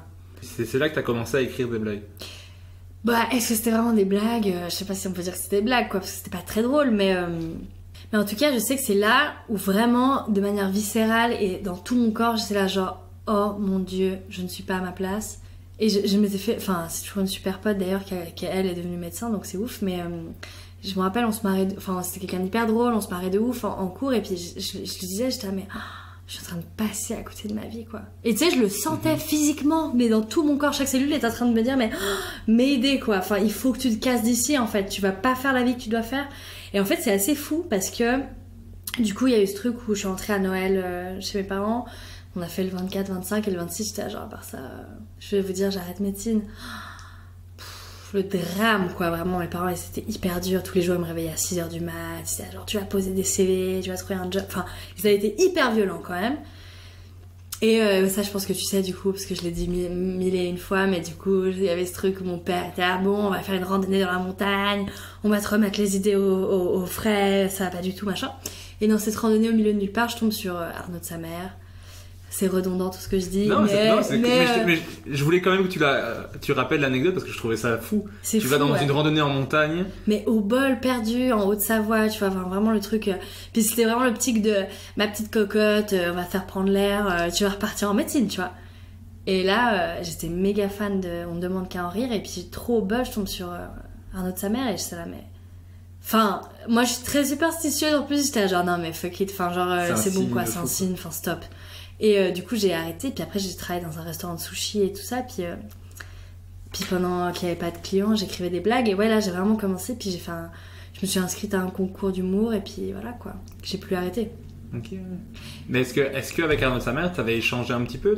Mais non, en fait, il était enfin, du coup, on est arrivé dans un petit chalet de montagne, et il était avec Alain Prost. Okay. Moi, je savais pas du tout qui c'était, tu vois, c'est un mec de Formule 1, si j'ai bien compris. C'est un coureur automobile, mais je sais plus si c'est Formule 1. En tout cas, il a fait des courses automobiles, c'est sûr. Et moi, je savais pas qui c'était, et en fait, c'était trop marrant parce que du coup, on arrive dans le chalet, et je vois tous les serveurs, genre méga, genre, oh putain, il y a une star, okay. Moi, j'ai pas capté, tu vois, pour moi, la star, c'est Arnaud de sa mère. Et du coup, je dis à mes parents, putain, il y a Arnaud de sa mère, et mes parents, genre, c'est de qui tu me parles, quoi. Et je me rappelle, j'étais là, bon, je peux pas ne pas faire une photo avec lui, je prends mon courage à deux mains, j'y vais et tout. Et là, j'y vais, et il y a un serveur qui me fait genre, oh, tu vas oser faire une photo avec lui? Et donc, lui parlait de Alain Prost. Et moi, je fais genre, bah ouais. Et là, je fais la photo, du coup, avec Arnaud de sa mère. Et je pense vraiment, tous les serveurs étaient là, mais qui est cette meuf? Elle est conne. Enfin, je veux dire, elle a pas capté, c'est pas la bonne personne. En fait. Surtout que t'as demandé à Alain Prost de prendre la photo. Ouais, c'était ça, c'est vraiment ça. C'est vrai? Et je te jure. Et du coup, là, je vois Arnaud de sa mère qui dit à Alain Prost, du coup, oui, non, mais le prends pas mal, je pense vraiment c'est une question de génération. Et Alain, que je ne connais pas, mais qui se marre du coup en mode what the fuck. Et après, mon père me dit, ah, si jamais le mec qui a pris la photo, c'est une méga star et tout. Et drôle, ouais, c'était c'est super drôle. Ouais. Alain Prost qui prend une photo. Ouais, genre du coup, je crois qu'il a été un peu. Et puis moi, je m'en rendais pas du tout compte, quoi. Mais la photo, elle est sur Instagram d'ailleurs, on voit que je suis un peu en transe. Ah ouais, mais du coup, je suis contente d'avoir reparlé de l'anecdote parce que j'ai une autre partie de l'anecdote. Ouais, c'est vrai que j'avais pas raconté ça parce que. Cool. Ouais. Mais donc t'arrêtes après l'UNIF, tu cherches du boulot, tu l'as dit. Il y a une amie qui t'envoie une vidéo pour dire qu'il y a un concours de jeunes talents Faut que je la refaire celle-là. Pour dire qu'il y a un concours de jeunes talents humoristiques à Lausanne, ouais. Au Banane Comedy Club. Comment tu réagis à ça la première fois qu'elle t'envoie ça? En fait, ouais, c'est ça. En fait, c'était trop marrant parce que du coup, moi, en plus, j'étais donc retournée vivre chez mes parents. Tout est un contexte d'angoisse et tout. Enfin bref. Et donc, elle me tag sur cette vidéo et je me dis putain. Tu sais, de nouveau, intérieurement, je suis genre, oh, ouf, trop stylé, mais non, jamais je fais ça de ma vie, c'est mort, tu vois. Parce que, enfin, tu vois ce truc de, ouais, il faut passer le pas. Enfin, je sais pas comment dire, mais des fois, c'est tellement dur de passer le pas, et t'es là, bah non, jamais je vais faire ça de ma vie. Bah, ça a l'air énorme alors ouais. que... Puis en fait, déjà, rien qu'arrêter médecine, tu vois, c'était tellement un chamboulement dans ma vie, ma famille qui était sur mon dos, qui était hyper... Et j'étais là, mais non. Et en fait, il y a des semaines qui passent, mais vraiment je pense qu'il y a un mois qui passe, et je sais pas comment, mais je retombe sur le post, et ma pote elle m'en reparle en mode, puis je dis non, c'est mort. Et j'en parle à ma mère ce soir-là, et ma mère trop chou me dit, mais trop, vas-y, fais. Puis vu que j'avais écrit des trucs, j'étais bah c'est quoi, je te montre, et vraiment il y avait ce moment gênant où je suis dans ma chambre d'enfance chez mes parents, avec ma mère, et je suis là genre, bon ok, tu t'asseyes là, allez, vas-y, et je rentre dans ma chambre en mode, non mais une cata et tout, et ma mère en plus qui entend mal, mais qui est trop enthousiaste, et qui est là genre, c'est génial, tu vas être une star, alors que non, vraiment c'était horrible. Et donc elle me pousse à me filmer et à envoyer une vidéo, sauf que le délai était passé depuis genre un mois, tu vois, donc j'étais mais ça sert à rien, machin et tout. Et j'envoie, et là on est dans ma vieille maison de campagne, le wifi il marche pas, le chargement il marche pas, ça m'énerve, je suis genre mais tu vois c'est trop de la merde, y a rien qui va dans cette vie pour, et enfin bref, trop saoulée. Ma mère était non mais laisse charger toute la nuit, puis si elle envoie pas, bon tant pis, c'est que ça devait s'envoyer. Et le lendemain je me réveille et ça avait envoyé le dossier, tu vois, ça avait tout téléchargé toute la nuit. Et j'étais genre oh putain merde et tout. Et puis après pendant genre un mois j'ai plus de nouvelles, et très marrant parce que je suis à Londres en vacances, dans le bar où j'allais tout le temps, et je reçois le mail de félicitations, vous avez été pris pour le concours et tout. Des fois il y a des trucs assez marrants, j'ai l'impression dans la vie. Et j'étais genre oh merde putain, donc je vais devoir faire ça. Puis ils disent ouais dans le mail le jury ce sera Yann Marguet, Blaise Berzinger, Thomas Wiesel qui sont juste les restats d'humoristes en Suisse. Et moi à cette époque je ne sais pas qui c'est. Ah tu les connais pas à ce moment-là? Non, je connais rien, à part On demande qu'à en rire, je connais rien, tu vois. Non mais cool, parce que du coup si tu les connais pas, il y a pas cette pression. Ouais. Parce que moi tu me dis il y a eux dans le jury, c'est fini, tu vois, je m'évanouis. C'est vrai, ouais c'est vrai. Et ouais c'est vrai. Du coup je fais ce concours vraiment, mais je respire pas sur scène. C'était parce qu'après il faisait des retours Thomas et puis il clashait un peu puis il était franchement c'est bien mais respire quoi. Parce que c'est cette première scène où j'étais rouge écarlate et puis je débitais un peu comme là tu vois, genre je m'arrête pas de parler et... enfin voilà quoi. Mais de là j'ai jamais arrêté après. J'ai connu d'autres humoristes, j'ai fait des open stage, enfin open mic machin et puis voilà quoi. J'ai pas arrêté donc trop bien. Et cette première scène, tu sais de quoi tu parlais? Tu te rappelles? Mon dieu, je faisais un truc si cliché. C'était un sketch du coup plutôt tu vois. Et c'était la préparation pour aller en soirée des meufs. Donc ouais, pas très original quoi. Mais c'était un peu en mode... je me rappelle, c'était un truc un peu où j'étais en mode mission commando avec mes potes pour pécho un gars, machin. Rien de très fou, rien de très drôle, mais ouais, c'était ça dont je parlais. Et puis ouais, c'était cool quoi. Non mais c'est cool parce que en plus t'as osé le faire, t'as même invité des potes à venir te voir. Ouais, c'est vrai. En mode tu voulais qu'il y ait des gens. Ouais. Parce que aussi pour aller en finale, c'était à l'applaudimètre. Okay. Et puis mais c'était trop chou, c'est vrai, c'était venu jusqu'à Lausanne et tout, alors que j'habitais. Enfin ouais, ils avaient fait le déplacement trop chou. Ouais, c'était cool. T'as même été jusqu'en finale. Ouais. Là-bas t'as rencontré plein d'humoristes qui du coup te proposent de faire des scènes, t'en fais plein. Mais surtout, tu rencontres Bruno Pecky qui te demande de faire sa première partie au Caustic Comedy Club. Ouais. Mais avant, du coup, tu m'as dit que tu avais fait la première partie de Marina. Non, justement. En fait, ce qui est fou, c'est que du coup, donc, Bruno, qui lui, pour son travail de Mathieu, du coup, c'est... Le bac pour la France. C'est ça, le bac pour la France. Travail de fin d'études pour la Belgique. Voilà, c'est ça. Il avait fait un spectacle d'humour d'1 heure. Et du coup, il a proposé de le jouer au Caustic. Elles ont accepté, les filles du Caustic. Et il me prend en première partie. De nouveau quoi, enfin les trucs se sont un peu alignés. Ce soir-là il y avait mon producteur dans la salle, donc Sébastien Cortési qui est cofondateur de Jokers, qui est la production suisse quoi, avec Thomas Wiesel. Et puis les filles du Caustic, donc Émilie Chapelle et Olivia Gardet, qui sont aujourd'hui mes managers. Et ce soir il y a une espèce de truc où tout le monde se dit waouh, ok, on va travailler avec ces deux petits. Et... parce qu'en fait en Suisse à ce moment-là on était 12 et tout le monde nous on était les deux nouveaux. Et les deux jeunes aussi, plus jeunes en tout cas, on avait 20 ans, tu vois. Donc il y a eu un peu ce truc de ah putain, et en fait on a discuté, le soir même c'était ok, vas-y, on va être produit et managé. C'était genre ma 7ème scène, j'étais là genre ok. Wow. Et donc méga coup de bluff, et ouais, c'est pour ça, un mois plus tard, je fais la première partie de Marina Rollman alors que j'ai jamais fait rire, et voilà, tu vois. Donc c'est cool, et puis j'ai commencé à vraiment travailler avec les filles du Caustic, donc Émilie et Olivia, qui sont aujourd'hui mes potes, mes managers, les gens avec qui je travaille au quotidien, et donc c'est ouf quoi, enfin ça se joue à rien, enfin voilà. Après cette scène de trouver des managers, des gens qui veulent travailler avec toi, moi après cette scène, si des gens acceptaient que je parle dans le micro, j'étais content. Ouais, non, mais à part ça, mais là, attends, parce que là tout le monde se dit ah mais c'est trop facile le stand-up, non, parce que là je crois que c'est le moment important de dire que du coup j'ai intégré Jokers, super. Donc du jour au lendemain, je passe de faire rire 3 bourrés dans un bar à une vraie scène avec des Thomas Wiesel, des Blaise Berzinger, des Johan Provenzano, que des grosses têtes d'affiche, des Marina et tout, devant 200 personnes, où je me prends des fours. Mais genre le sens où tout le monde est là, oh merde, c'est gênant. Mais genre vraiment, c'est gênant. Tu vois. Et je rentre en train et j'ai 1 heure de train et je passe mon heure de train au téléphone avec Olivia et Émilie à pleurer, à me dire genre putain c'était horrible. Et en plus il y a cette pression où en plus en Suisse pas beaucoup de femmes, il y avait vraiment que Marina dans le stand-up, tu vois, de connues. Et du coup cette double pression de il faut que je fasse rire, mais en plus je suis une meuf donc il faut que je prouve que les meufs sont drôles, tu vois. Ok, ouais. T'as cette pression de te dire si je suis pas drôle, les gens vont se dire ah ben vous voyez que les filles sont pas drôles. Ok, ouais. Et ça dure des mois. Et pendant des mois, je bide, je pleure, ça se passe mal. Et ce truc où tu vois vraiment, genre, je descends de scène et les gens ont de la pitié, tu vois. Et je me fais griller de ouf en Suisse. Je me fais griller devant des programmateurs de festivals, devant des gens qui ont des salles. Vraiment, tout le monde me voit comme la meuf, on sait pas pourquoi elle est chez Jokers, elle est pas drôle, elle bide, elle fait que... Enfin, ça se passe mal, quoi. Et qu'est-ce qui fait que tu tiens ? Et qu'est-ce qui fait que je tiens ? Il fait que je tiens, mais le seul truc qui fait que je tiens, c'est qu'il y a Émilie et Olivia qui sont derrière moi et qui sont là, non meuf, il y a un truc, ok, tu lâches pas, tu vas y arriver, ok, il y a un truc et tout. Et donc petit à petit, elle commence à me dire, ok, stop, t'arrêtes de faire des grandes scènes, on reprend les bases, ok, on se calme. Et en fait, c'est juste que j'étais plongée dans le grand bain, mais beaucoup trop tôt, tu vois, j'avais jamais fait rire. Et on me fout avec des méga rostas et j'étais pas prête. Et puis du coup, ça a été hyper violent. Parce qu'en plus, du coup, il y avait non seulement ça, mais il y avait aussi tous les autres humoristes qui étaient pas forcément dans des prods et quoi, qui étaient là putain mais lol c'est qui cette meuf, elle est juste là parce que c'est une meuf, tu vois. Ce qui était peut-être un peu vrai aussi, tu vois. Donc ça a été un début méga violent quoi, et c'était horrible parce que tu sais mes potes étaient là mais non mais c'est génial, putain tu joues avec machin, et t'es là mais mec les gars, vous savez pas ce qui s'est vraiment passé. Ce qui est vraiment passé c'est que j'ai été ridicule pendant 15 minutes devant 200 personnes, enfin c'est ça qui s'est passé.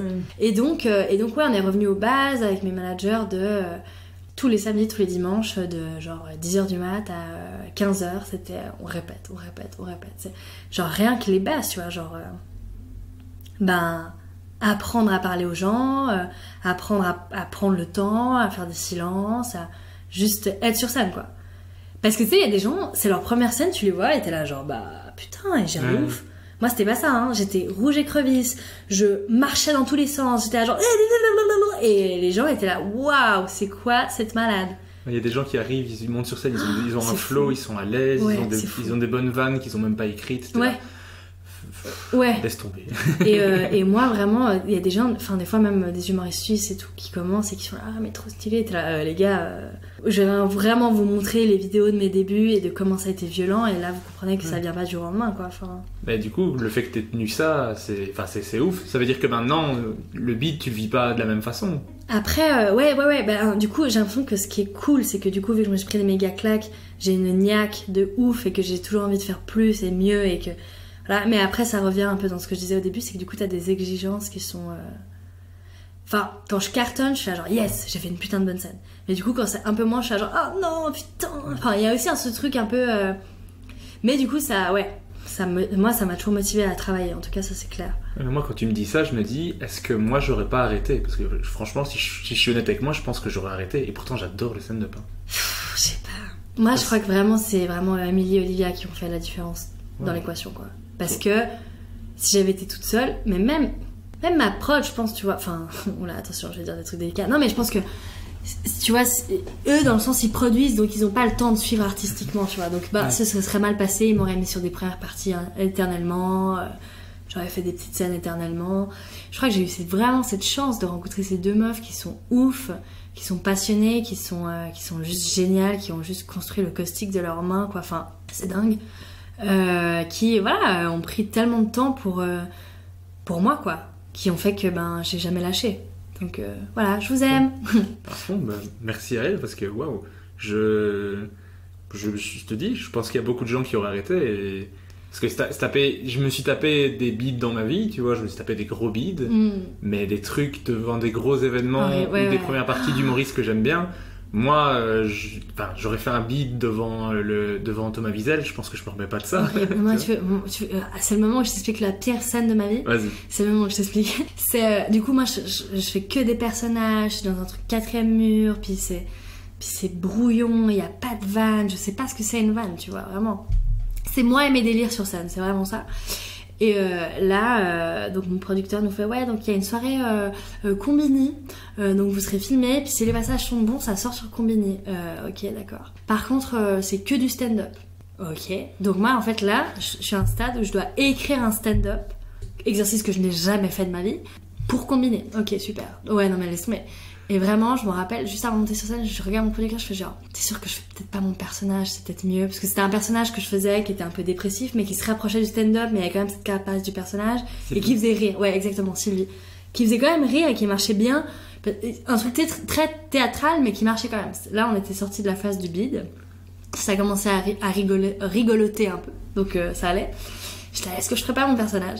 Et il me dit, non, mais vas-y, fais ce que t'as écrit. Et donc, c'était des vannes stand-up que je n'avais jamais joué, que j'ai dû faire pour Combini, et j'étais de nouveau qu'avec des rostas, donc des Thomas, des Blaise, des gens qui marchent quoi, des Alex, tu vois, Alex aussi, enfin qui est une patate de dingue, et vraiment j'arrive sur scène et là je me décompose et vraiment je sais plus quoi dire, je suis genre ouais voilà, et donc devant Combini, donc devant, tu vois, là, vraiment un truc où tu as envie de te tuer en fait, c'est ça qui se passe, et puis tellement désemparée que je descends de scène, j'annonce même pas le prochain, et le prochain il fait genre mec tu vas m'annoncer, donc je remonte sur scène pour non mais un truc, mais et là je me rappelle vraiment ce moment où là vraiment t'as envie de te creuser un trou et de plus jamais en sortir quoi. C'était hyper violent, mais ce qui était hyper cool, et ce soir là il y avait toute l'équipe en plus de Couleur 3 qui est donc la radio dans laquelle je travaille aujourd'hui, qui ont vu cette scène et qui ont dû se dire mais merde quoi, et Je me rappelle mon premier jour à Couleur 3 où j'étais juste avec les gens qui ont assisté à ça et j'étais putain, vous vous rappelez de ça et tout. Et c'était ouais, mais... Et c'était trop chaud, c'était ouais, mais on laisse toujours une deuxième chance aux gens parce que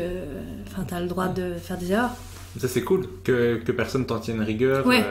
Parce que clairement, il y a des scènes où tu te dis si je bide, on me rappellera pas ou ce genre de choses. Et les humoristes dont t'as fait après les premières parties et tout te recontactent parce qu'ils savent que t'as évolué, tu vois. Ouais, c'est clair. C'est cool. Mais il y a eu tout un passage de... Peut-être encore aujourd'hui, il y a des gens qu'il faut encore que je convainque... Comment on dit ça ? Que je convainque ? Que je convainque ? Que j'arrive à atteindre leur...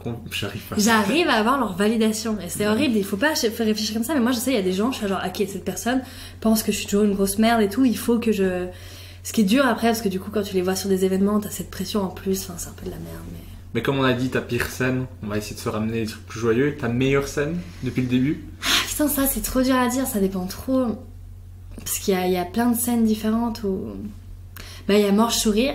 Ça je crois en fait c'est un souvenir qui est impérissable parce que c'était fou, parce que c'était justement avec mon personnage et c'est un concours du coup et beaucoup de gens du coup m'ont vu bider énormément, sont là. Et puis il y a ce truc où... je me donne tellement à fond et il y a vraiment, tu sais, ce truc des fois où tu sens une alchimie avec le public et c'est fou et quoi que tu fasses, quoi que tu dises, ça marche et tu peux pas être plus juste et plus dans le moment présent qu'à ce moment-là. Et donc ça, c'était ouf parce que j'ai gagné ces soirées et puis je l'ai gagné entre guillemets, enfin sans faire genre, c'était à l'unanimité, enfin, tu vois, dans le sens où, bah aussi parce que c'était un personnage et le public était beaucoup plus personnage et tout le monde faisait du stand-up, donc tu vois, il y avait eu un truc aussi un peu atypique, mais ça c'était fou, ouais. C'était un souvenir où j'avais l'impression que putain toutes les claques que je m'étais pris dans la gueule, j'étais genre oh god yes, enfin, et en même temps ça veut rien dire hein, parce que il y a des gens qui gagnent des concours qui sont mauvais, donc tu vois, enfin je veux dire on peut pas être rattaché à ça, mais pour ce soir-là je me suis, tu sais, enfin il y avait eu un truc où merci quoi, yes, enfin oui, enfin une validation et juste, enfin dans le sens le public était en adéquation avec le résultat, tu vois, enfin c'était juste, donc ça ouais c'était ouf, c'était vraiment trop bien.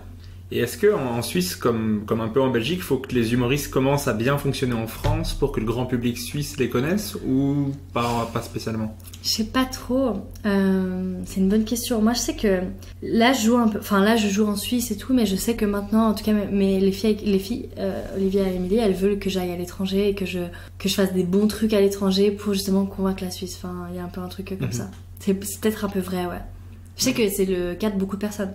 Mais en Belgique, c'est vraiment ça. Ouais. Bah, les humoristes les plus connus en Belgique, c'est ceux que les Français connaissent. Ouais. Parce qu'une fois qu'ils sont arrivés, je prends l'exemple de Fanny Ruet, elle était déjà super forte bien avant d'être sur France Inter. C'est une fois qu'elle est arrivée sur France Inter qu'on s'est dit, putain, elle est super forte. Guillermo Guise, même chose, Alex Vizorek, pareil, alors qu'ils étaient à Belgique avant, mais on les connaissait pas autant, tu vois. Donc il y a un peu ce truc de... Ça évolue parce qu'il y a moyen de jouer beaucoup plus maintenant en Belgique. Mais si tu sais que si tu veux être connu par le grand public, par les gens qui connaissent pas le milieu du stand-up, il faut aller en France, quoi. C'est ça. Mais c'est vrai qu'il y a un peu ce truc de Paris, quoi. Enfin, et justement, un autre très très bon souvenir, c'est ma première scène au Fridge, où de nouveau, putain, mais j'ai trop de chance des fois, je crois aussi, mais de nouveau, je vais voir là-bas, mais juste parce que par curiosité, je vais voir un plateau, puis je croise Timothée Poissonnet, qui est un super gars, trop chouette, et puis vraiment on se dit coucou, on parle de spi, puis il fait mais je vais te présenter à la programmatrice, et puis du coup elle me fait si tu veux venir faire 5 minutes demain, tu sais. Puis au Fridge il y a plusieurs plateaux, il y a la scène ouverte, il y a les nouveaux en gros, puis après les plateaux du soir c'est vraiment les confirmés. Puis elle me fait si tu veux viens faire 5 minutes demain au plateau des confirmés et tout. Puis j'étais trop bien, et coup de bol, j'arrive le soir et puis là elle est en panique, elle me dit putain, il y a un humoriste qui a annulé à la DER, comment je vais faire, il me manque un gars sur le plateau, machin. Puis je lui fais non mais chill, enfin moi je te l'ai fait, t'es 15 minutes, y a pas de... Tranquille, tu vois. Puis elle flippe parce que tu sais quand même, là il faut avoir un niveau qui est bon, faut faire rire, enfin tu peux pas mettre n'importe qui. Et donc j'ai fait les 15 et là vraiment, là ça aussi c'est un très très bon souvenir où ça marche méga bien et vraiment je fais un carton, et du coup il y a eu un peu ce truc de ok cool tu reviens quand tu veux et tout, et puis et ça ouais c'est des trop bons souvenirs parce que du coup t'es là ok, enfin j'en mets quoi, enfin c'était ma première scène, tu vois, en plus à Paris ouais tu vois, puis Paris c'est dur hein, enfin puis quand t'es une meuf en plus, enfin il y a tellement de compétition, enfin et les gens sont tellement durs que j'ai l'impression que quand t'es une meuf faut que tu sois limite 6 fois plus drôle que les mecs pour que les gens soient là ah ouais c'est sympa, tu sais, enfin ok. Tu ressens si fort que ça Ouais, quand même. Enfin, ça dépend où tu joues, je pense. Mais parce que malheureusement, vu qu'il y a moins de meufs, il y a aussi cette discrimination positive. Du coup, des fois, les mecs sont là, genre, ah ouais, bon, elle est là juste parce que c'est une meuf. Puis des fois, moi, ça met un peu l'impression, je suis là, bah non, trop dur que je suis là parce que je suis drôle et que mes vannes sont bonnes, tu vois. Et c'est ça qui est hyper dur aussi. Enfin, des fois, moi, je sais, je suis là, putain, est-ce qu'on m'a appelé parce que je suis une meuf ou on m'a appelé parce que je suis drôle? Et c'est pour ça que je bosse beaucoup pour vraiment que les gens soient là, non, en fait, elle est drôle, tu vois. Mais t'as quand même l'impression que tu dois prouver plus. Ouais. Ok, ouais. C'est vrai que moi, c'est un truc que j'évite de trop demander dans les podcasts quand je reçois des humoristes. Parce que j'ai pas envie qu'elles se disent qu'on leur parle que de ça. Ouais, en plus, il y a aussi de ça. On parle beaucoup de ça, en même temps, tu peux pas ne pas en parler. Enfin, c'est très bizarre. Moi, je pense qu'on est vraiment dans une période de transition. Où en même temps, ne pas le mentionner, c'est bizarre. Et en même temps, ouais, c'est... Le but, c'est qu'un jour, il y ait plus du tout de genre, quoi. Mais il y a pas de genre dans l'humour, c'est juste que... Enfin, des fois, il y a un peu ce truc de « Ah, t'es une fille et t'es rigolote !» Enfin, tu sais, c'est bizarre. Enfin, ouais. Ouais, mais c'est un truc que j'ai jamais compris, parce que j'ai jamais associé fille avec le fait de pas être drôle. Ouais. En même temps, si je disais ça maintenant, ce serait vraiment horrible. Moi, j'associe vraiment les filles avec le fait d'être chiant. C'est horrible à dire, mais non, pas du tout, tu vois. Mais il y a plein d'humoristes filles qui sont géniales. Mais vraiment, il y a des talents de fou. Je veux dire, Marina Rollman, c'est l'exemple numéro 1 impressionnant, tu vois. Clair. Et jamais je me dirais, mais je partirais de ce principe de départ, mais d'office, il y a moins de filles en humour. Ouais. Ça évolue énormément, mais tu vois, il y a des plateaux uniquement féminins, et moi je trouve ça cool, par exemple. Je me dis, ça veut dire qu'elles ressentent le besoin de le faire et de développer ce truc-là. Après, quand il y a des humoristes qui sont invités juste parce que c'est des filles, c'est là... Ouais, pour les quotas aussi un peu. Bah, c'est toujours un peu le problème, mais le truc c'est que, en fait... Justement, le Caustic Comedy Club, ils organisent des plateaux féminins, et c'était la grosse discussion de est-ce que c'est bien, est-ce que c'est pas bien. Et moi, je pense que c'est bien actuellement dans cette phase de transition pour mettre les meufs en confiance, parce que moi, j'avoue, hein, pareil, ça aussi en Suisse quand j'ai commencé, putain. Et des remarques sur mon physique, et des genre, ah, t'es pas drôle, mais t'as un bon cul. Yes, merci, quoi. Et genre, j'ai 18 ans, et genre, mon Dieu, et en plus, je bide. Et en plus, tu vois, c'est que des trucs où, waouh, c'est dur, mon Dieu, c'est dur. Donc, je pense que c'est cool de créer des safe places pour les gens qui commencent et tout, pour les filles qui commencent et tout. Et après, ouais, c'est clair que bon, c'est toujours délicat parce que du coup, tu sais, les gens qui sont là, il nous faut une fille, bah non, il faut des gens drôles en fait. C'est ça l'essence du stand. Enfin, tu vois, c'est toujours c'est hyper délicat, mais moi j'ai pas les réponses, je t'avoue. Mais moi, quand on est là, genre, ouais, il nous faut une fille, donc il nous faut quelqu'un de drôle et une fille si possible, ouais, c'est un peu ça. Bah après, il faut que ça évolue dans un sens où on n'y pensera plus parce que ça sera tellement intégré que... Oui, voilà, qu'il n'y a pas de différence. Mais il y a des plateaux uniquement masculins, parce qu'il y a des fois, il n'y a pas de filles, tu vois. Et aller en chercher une juste parce qu'il faut une fille, je trouve ça con aussi. Ouais, pareil, c'est clair, c'est sûr, non, c'est ça. Mais après, il y a aussi cette discussion de, du coup, les filles sont moins drôles, donc on les fait pas jouer, donc elles progressent pas. D'où l'importance d'avoir des plateaux féminins, comme ça, elles rock, et après, hop, on les prend partout. C'est horrible, j'ai l'impression de parler d'handicapés, tu sais, genre... on les met bien en condition pour qu'elles réussissent, et après, c'est bon, on peut les mettre dans le vrai monde. Enfin, c'est très bizarre, mais ouais, c'est un peu... Mais c'est vrai qu'en stand-up, c'est une minorité, quoi. Ouais, mais aussi parce qu'on leur a pas laissé la place, tu vois. Oui, bien sûr. Enfin, donc c'est toujours des questions un peu compliquées de... Mais en fait... Toutes les humoristes avec qui j'ai déjà parlé ont toutes au moins une phrase ou une histoire, comme tu l'as dite, où on parle de ton cul, de ton physique. Ouais. Moi, depuis 2014, on ne m'a jamais parlé de mon physique. À aucun moment, on m'a dit un truc, tu vois. Ouais, et donc, je me dis, bah oui, c'est qu'il doit avoir un truc qui a amélioré, quoi. Et surtout quand tu commences, enfin, je veux dire, tu commences pas dans des magnifiques... Enfin, de manière générale, évidemment, je parle, hein, mais tu commences pas dans des trucs incroyables. Tu commences dans des bars, donc avec des gens ivres. Et ouais, c'est dur, quoi. Enfin, tu montes sur scène, tu te fais siffler. Enfin, t'es là, genre, mais mec, c'est pas du tout le... Non. Et puis, d'ailleurs, c'est un truc dont je parle vite fait dans mon spectacle, parce que moi, je me rappelle à mes débuts, c'était en mode... Moi, j'avais l'impression que si je faisais rire, je m'enlaidissais, tu vois. Okay. C'était pas compatible d'être quelqu'un de joli, attirant, sexy, tout ce que tu veux, et drôle. J'étais toute en noir, j'avais les cheveux attachés en arrière, je m'étais pas maquillée, enfin tu vois, il y avait un truc où j'essayais de limite pas me grimer, mais enfin je sais pas, il y avait un truc un peu, il fallait déconstruire le fait que j'étais une fille, c'était très bizarre. Enfin... Ok, ouais. Mais j'ai déjà entendu ça pas mal dans des podcasts avec des humoristes qui disent que elle venait avec du rouge à lèvres, avec un décolleté, avec une tenue un peu plus qui montre plus de peau. Ouais. Et au final, elle se disait je vais arrêter de le faire parce que ça te distrait. Ouais. Et je vais m'en les dire, comme tu disais, en mode comme ça, on va se concentrer que sur ce que je dis. Ouais. Et j'étais là, mais c'est fou, parce que je veux dire, tous les humoristes gars que je connais, ils vont monter sur scène, c'est le t-shirt le haut de la pile, tu vois. Ouais, c'est ça. Et on s'en bat les couilles, tu vois. On n'est même pas pensé à ça.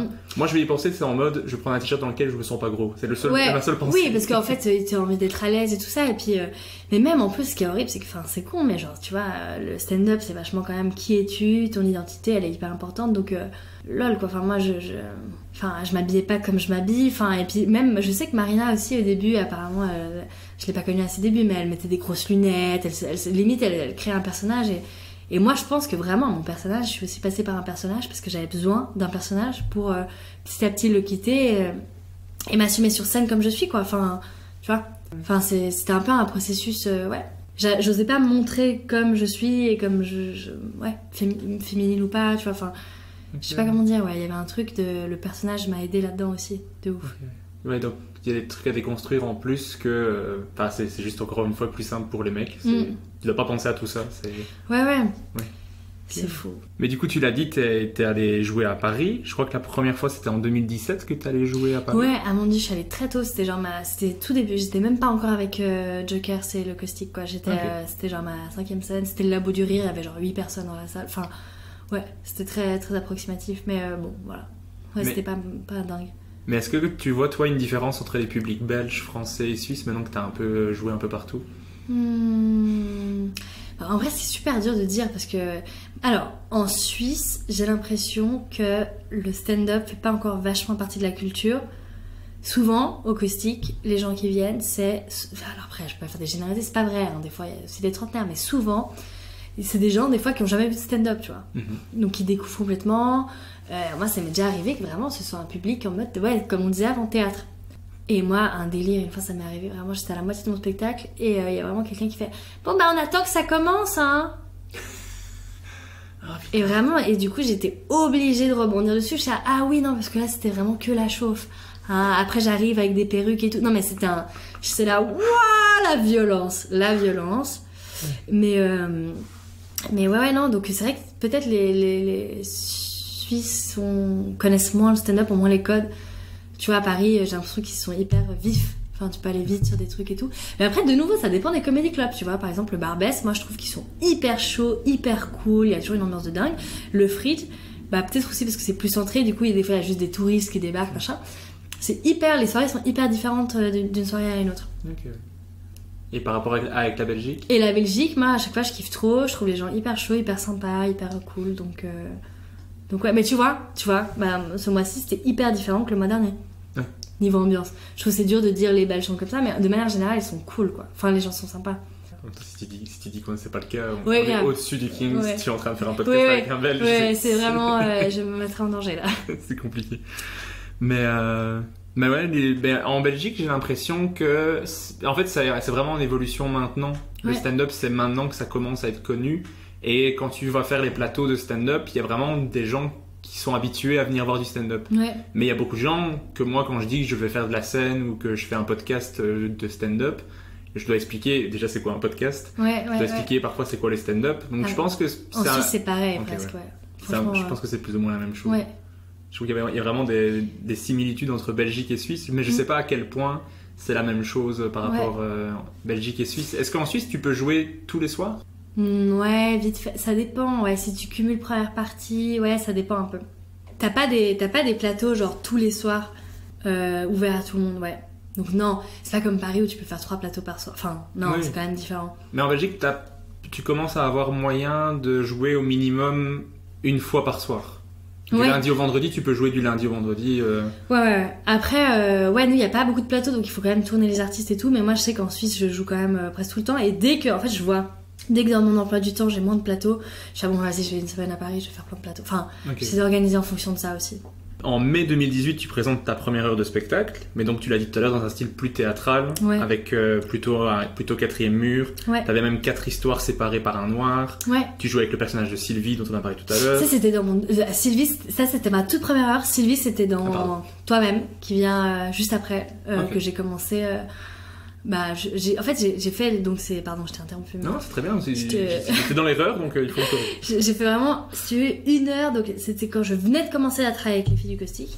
Et c'était là, ok, donc là, t'avais écrit tout ça sans être avec nous, on va faire en sorte que ça fasse 1 heure, comme ça on regarde ce que tu donnes sur 1 heure. En gros, c'était ça l'idée.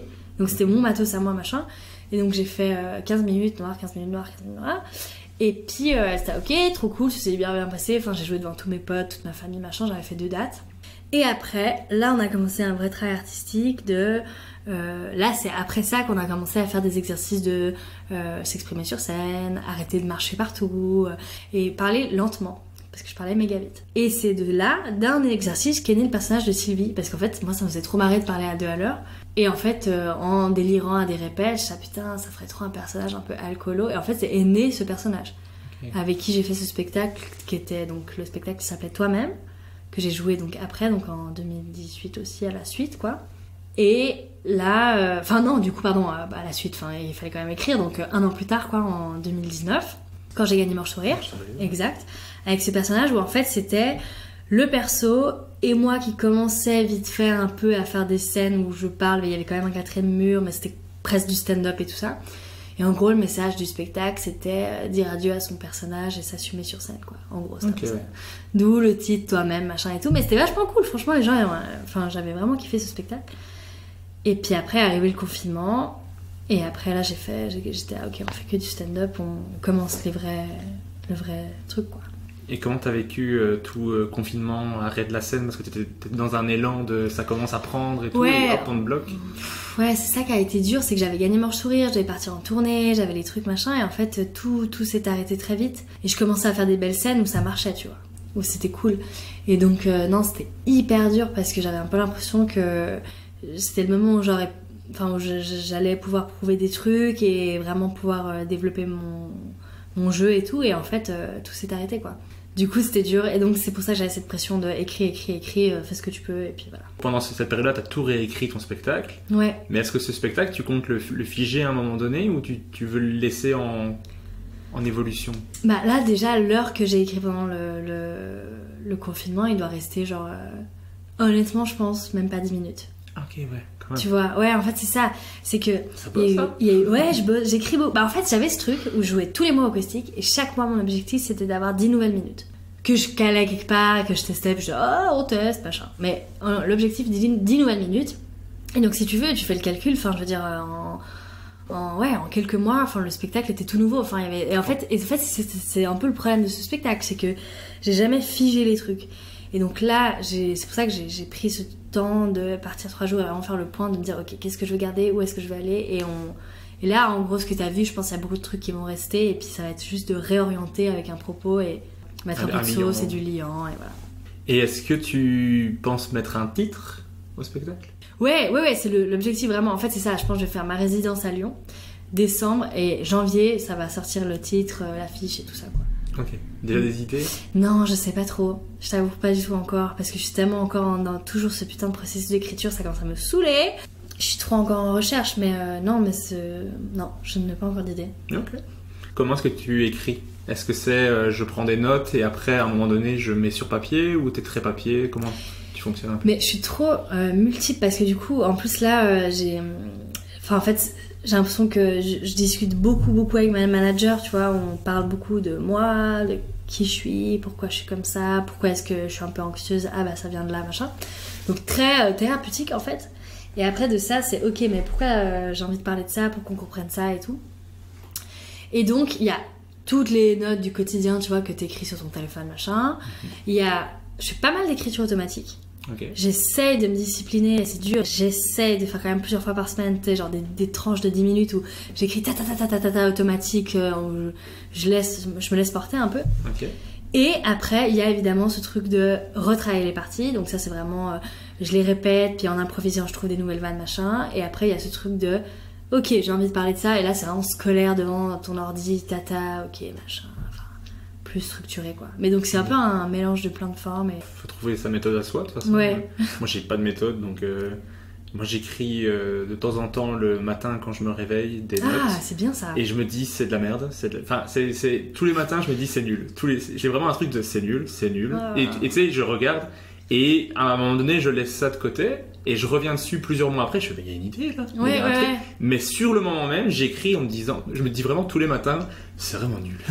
Faut que j'arrête de... Mais t'écris de manière automatique, en mode sans t'arrêter, ou t'écris en mode, attends, si je dis ça, tu vois ce que je veux dire? C'est plus des pensées, des sujets, des trucs qui m'ont traversé l'esprit dans la journée de la veille, ou des notes que j'avais notées genre une petite phrase, donc je développe un petit peu, mais vraiment, j'ai fini d'écrire en me disant, c'est nul. Mais pourquoi j'ai écrit ça? Et quand je reviens dessus 3 semaines après, parce que t'as une autre vision du truc.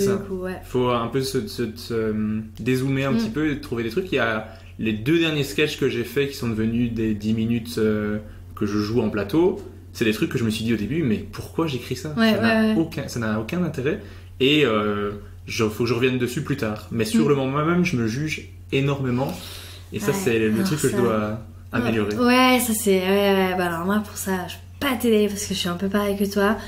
Mais des fois, faut... Enfin, c'est bien d'être critique. Je te dis tout ça alors que vraiment, moi, je suis excessivement dure avec moi-même. Mais des fois, faut se dire si je l'ai écrit et tout. Enfin, après, bon, si tu sais que c'est de la grosse merde, peut-être ne le fais pas. Mais des fois, faut tester. Et moi, en fait, trop de fois aussi, ce que je faisais, et ce qui est cool dans le spectacle, justement, c'est ce que j'ai fait aussi l'autre jour. Enfin, non, pas l'autre jour là au Kings, mais ce que je faisais beaucoup au caustique, justement, quand je jouais une fois par mois et que je me faisais laisser 10 minutes de création. C'est que des fois, j'avais juste l'idée et j'étais là, bon, vas-y, on y va. Et des fois, c'est génial parce que les gens sont chauds, donc tac, t'improvises, puis tu te sens porté, du coup, ça t'amène quelque part. Des fois, ça amène rien parce que du coup, ça matche pas. Mais ça, c'est aussi cool de découvrir sur le vif. Et moi, je sais que beaucoup d'impro m'apportent des bonnes vannes, des bonnes punchlines, tu vois. Genre, juste, j'ai ma vanne et après, je me sens saucée, du coup, et puis, hop, et encore plus drôle et ça marche, tu vois. Ça, c'est ce qui est cool. Mais moi, je dirais, le gros problème, c'est ce truc de. J'écris un peu, oui, je vais retravailler dessus plus tard, puis en fait, tu le retouches pas. Puis en fait, des fois, j'ai l'impression que je développe plein de petits trucs, puis c'est pas retravaillé, tu vois ce que je veux dire? Un peu genre, j'ai développé un peu sur ce thème-là, et un peu sur ce thème-là, mais j'ai jamais genre retravaillé, du coup, c'est plein de petits trucs cool, mais jamais des trucs qui kick un peu. Et c'est vraiment quand j'ai dû préparer mon set, mon truc, là, j'ai dû vraiment être là, ok, on se concentre sur un 10 minutes et on bosse dessus, quoi. Ok. D'ailleurs, en parlant de ce set Montreux, il est pas encore disponible. Non, il est pas encore sorti. Non. Je me suis dit, j'ai vu des photos de toi sur la scène du Montreux. Ouais. Trop classe d'ailleurs. Ah, bah c'est gentil. Et je me dis, mais le sketch, est-ce qu'il est déjà disponible? Je le trouve pas. Et non, c'est toi même à me dire, on va parler de son Montreux, je veux pas lui en parler. Non, il est pas encore sorti. Non, je sais pas du tout quand il sort. Mais comment ça s'est passé? C'est hyper badant parce que c'est une expérience de dingue. Moi, je l'ai appris. Tu vois, il y a eu beaucoup de reports, donc des gens qui savaient qu'il était Montreux 1 an à l'avance. Tu vois. Moi, je l'ai su genre en octobre. Donc, quand même relativement tard. Et enfin, ça dépend pour qui, tu vois. Mais pour moi, qui est quand même quelqu'un de très stressé et angoissé, j'étais là, oh putain, ok. Et donc, je pense que c'était pas la meilleure technique, mais pendant 2 mois, tous les soirs, j'ai joué le même sketch. Donc je suis arrivée à un stade où j'ai pété un câble, tu vois, j'en pouvais plus. Au bout d'un moment, j'étais genre, oh putain, j'ai l'impression d'être dans un jour sans fin. Puis ce truc où je m'enregistrais en plus, du coup, tous les soirs, je réécoutais, et j'étais genre, oh, mon Dieu, là j'ai pris une demi-seconde de plus, et là sur ce mot, j'ai trop appuyé sur le P, et enfin ça devenait genre vraiment un truc de dingue, tu sais, tu disséquais le sketch, et donc en fait, j'ai même plus pris de plaisir, enfin il y avait un truc hyper... Enfin, j'avais tellement de pression, puis évidemment, je travaillais avec les filles du caustique qui me faisaient des retours à chaque fois, et puis qui étaient là, tu vois, le 16 novembre, c'était mieux que le... Et je pense que, parce que voilà, on était méga investis, puis qu'elles sont trop chou, et que, enfin, il y a eu un truc où on voulait vraiment tout défoncer, mais en fait, moi, ça m'a tellement plus angoissé quelque chose que je suis arrivée, je crois, 2 semaines avant Montreux, et j'étais genre, stop, je n'en peux plus. Et je crois qu'il y a un truc où, bon, c'est pas beaucoup, hein, mais pendant 5 jours, j'ai plus rien fait. J'étais là, stop, parce qu'en fait, je suis en train de me... Voilà. Et donc vraiment ces 5 jours m'ont permis de arriver reposer. Et en fait j'étais trop contente parce que je suis arrivée et je savais que moi mon objectif c'était de kiffer. Enfin c'est une scène tellement importante et c'est tellement un rêve pour beaucoup d'humoristes et tu vois moi je me pose beaucoup de questions de est-ce que je suis là parce que je suis suisse, est-ce que je suis là parce que je suis une meuf, peut-être, oui, on sait pas, on s'en fout, t'es là tu vois, enfin c'est le truc. Et vraiment je me suis tellement focalisée sur le fait de kiffer que je me suis coachée mentalement où vraiment j'étais à meuf, n'oublie pas que en fait tu vas kiffer. Et en fait je suis trop contente parce que du coup j'étais avec ma famille, enfin non c'est pas vrai, j'étais avec ma soeur, il y avait mon mec, il y avait mes managers et genre il y avait un peu ce truc de ok genre maintenant t'es avec les gens que t'aimes, tu vas aimer, enfin tu vois là. Et du coup je suis arrivée avec une méga bonne vibe et bon il y a quand même ce truc de quand t'es sur scène t'es là genre oh putain je suis en train de faire Montreux, c'est trop badant. Mais je me suis concentrée sur ça, et puis moi j'ai kiffé, et genre j'étais trop contente, et puis ça s'est bien passé, j'ai eu une applause, enfin les gens ont ri et tout, c'était cool. Et donc ça c'était trop bien, et j'étais trop heureuse, et après on était trop heureux, on a trop fait la fête et tout, c'était trop cool. Mais après, donc moi vraiment très bon souvenir, je suis pas contente. Après c'est juste que moi on m'avait dit, tu vois, j'ai eu la chance de faire beaucoup de premières parties de Marina, j'avais fait une grande salle avec elle en plus en Suisse, juste avant Montreux, donc il y avait eu tout un peu un truc de préparation où elle m'a trop coachée aussi, elle était trop chou. Et elle me disait, tu verras meuf, tu ne vas pas kiffer, parce que genre c'est une salle de musique, tu vois, donc tout est construit pour que les rires soient absorbés. Moi je t'avoue, j'ai pas monstre entendu les réactions quoi. Mais j'étais prête à ça, donc j'étais dans un truc de ok on kiffe, vas-y kiffe, tu fais Montreux, c'est cool et tout. Mais j'étais un peu foncée dessus, enfin, tu sais, dans le sens où c'est tellement d'émotions, tu sais, c'est quand même un truc un peu hors du temps, enfin, il y a un truc où... Ouais, c'est excessivement dur d'être aussi à l'aise et d'être comme sur un plateau où t'as la conf et tu t'en bats les couilles et vas-y, quoi. Et donc, j'ai trop kiffé, c'était trop bien et tout, mais ça reste un... Enfin, je sais que c'était pas ma meilleure perf, tu vois. Et donc c'est aussi cette question de là je pense, je sais pas si la vidéo elle sort, vraiment elle va sortir et tout. Moi tu vois, je sais quand je rock, c'est quand j'en ai rien à foutre, quand j'improvise, quand j'y vais, quand je me lâche, un truc qui se crée, qui est trop cool et genre... Ouais, quand tu lâches les chevaux, c'est là où t'es naturel, c'est là où t'es authentique et tu t'en fous. Montreux, moi je t'avoue, je suis pas comme ça. Enfin, il y avait quand même un truc où je sentais que j'étais scolaire et puis moi je l'ai vu la vidéo et franchement elle est cool, mais c'est pas le truc où je suis là genre wow putain trop stylé, j'ai envie que l'humanité voit ça, tu vois. Okay. Et donc si elle sort, je sais pas si... Je suis pas monstre fière non plus de Montreux. Enfin, le soir même et tout, j'étais là, je suis trop contente, j'ai vraiment kiffé, c'est ce que je voulais. Mais c'est, tu vois, c'est hyper dur parce que chaque scène est tellement différente et moi je sais que des fois, il y a des scènes où vraiment tu peux rocker, et tu descends de scène et t'es là, oui, ça s'est bien passé, oui j'étais généreuse, oui c'était bien, j'étais en communication avec les gens. Là, devant 2000 personnes, honnêtement, à mon stade de mon niveau et tout ça, c'est dur d'être là, oui, j'étais grave connectée à 2000 personnes, j'étais en full détente et je me suis lâchée. Non, tu vois, c'était hyper scolaire. Et quand c'est scolaire, c'est moins fou, forcément. Bah, j'ai hâte de voir la vidéo pour... Écoute, ouais, on verra, mais du coup, ouais, on verra. Je pense que je suis capable de bien mieux que cette vidéo. Okay, ouais. Mais c'était bien, tu vois, mais enfin, tu vois, je suis critique, donc... Mais t'as fait Montreux. Ouais. Vachement stylé. C'est fou. C'est devenu vraiment un objectif pour les humoristes. Ouais. Enfin, moi, je sais, si je fais Montreux, enfin, c'est un objectif de vie, tu vois. Ouais. Moi, il y a ma tête sur le mur du Kings of Comedy Club en bas. Ok, ouais. C'est un des objectifs de vie. J'espère un jour avoir cette occasion. Alors que c'est tout con, hein. Tu joues ton spectacle une fois là et ils mettent ton affiche, hein, je pense. C'est fou. C'est un de mes petits objectifs de vie depuis que je suis venu au Kings la première fois. Donc, c'est dans les trucs. Jouer à Montreux, clairement. Ouais. Jouer à Montréal, ça, normalement, ça devrait le faire. Ah, yes, trop bien. Jouer au bordel. Ça, c'est le. Ouais, c'est vrai que c'est aussi ça. Ouais. Mais du coup, ouais, Montreux, c'est la classe. Ouais, c'est ouf.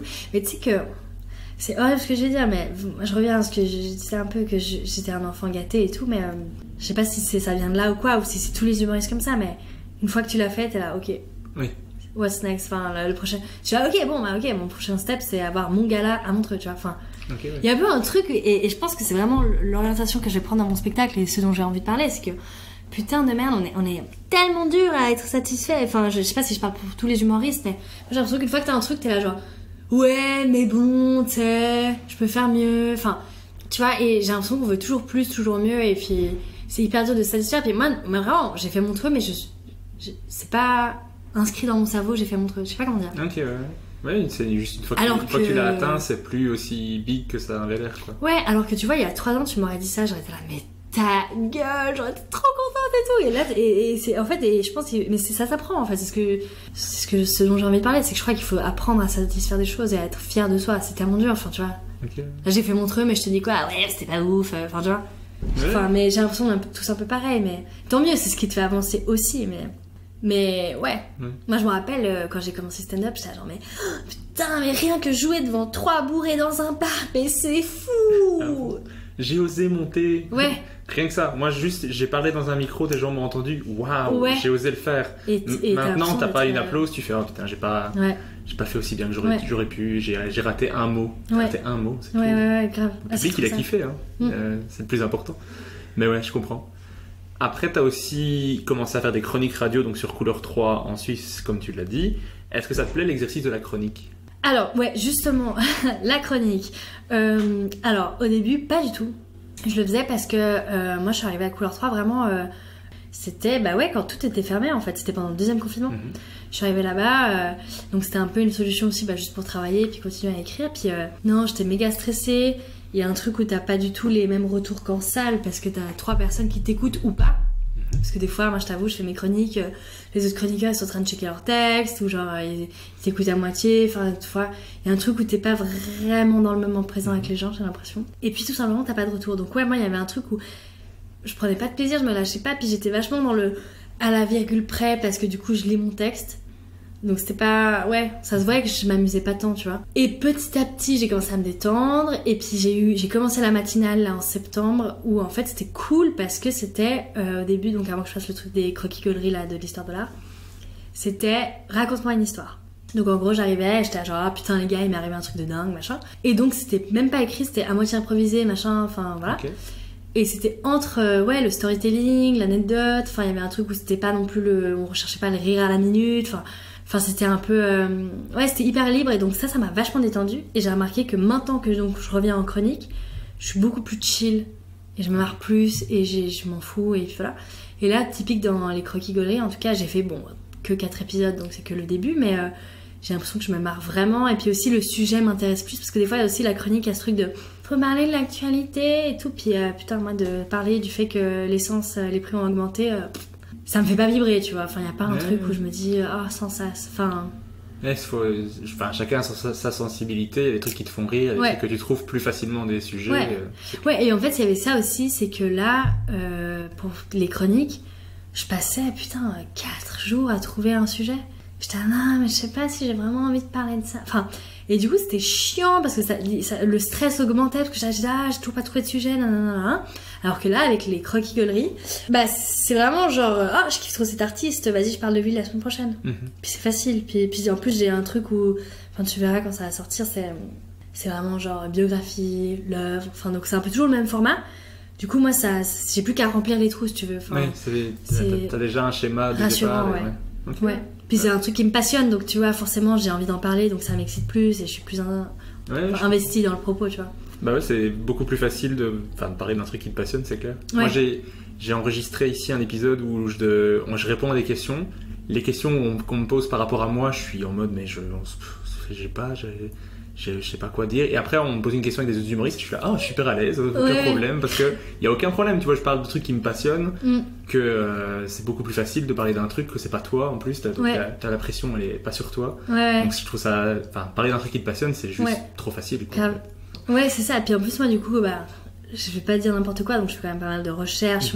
Je relis bien les bios, je regarde j'essaie de me rappeler, de regarder mes notes de cours aussi que j'avais et tout, donc il y a aussi ce truc où je suis genre putain, j'ai envie de faire le truc bien, faut pas que je dise des conneries, nanana, donc je suis hyper investie, tu vois, alors que je sais pas, parler du prix de l'essence, je m'en tape un peu, quoi. Enfin, je dis pas que c'est que ça les chroniques, hein, évidemment, mais...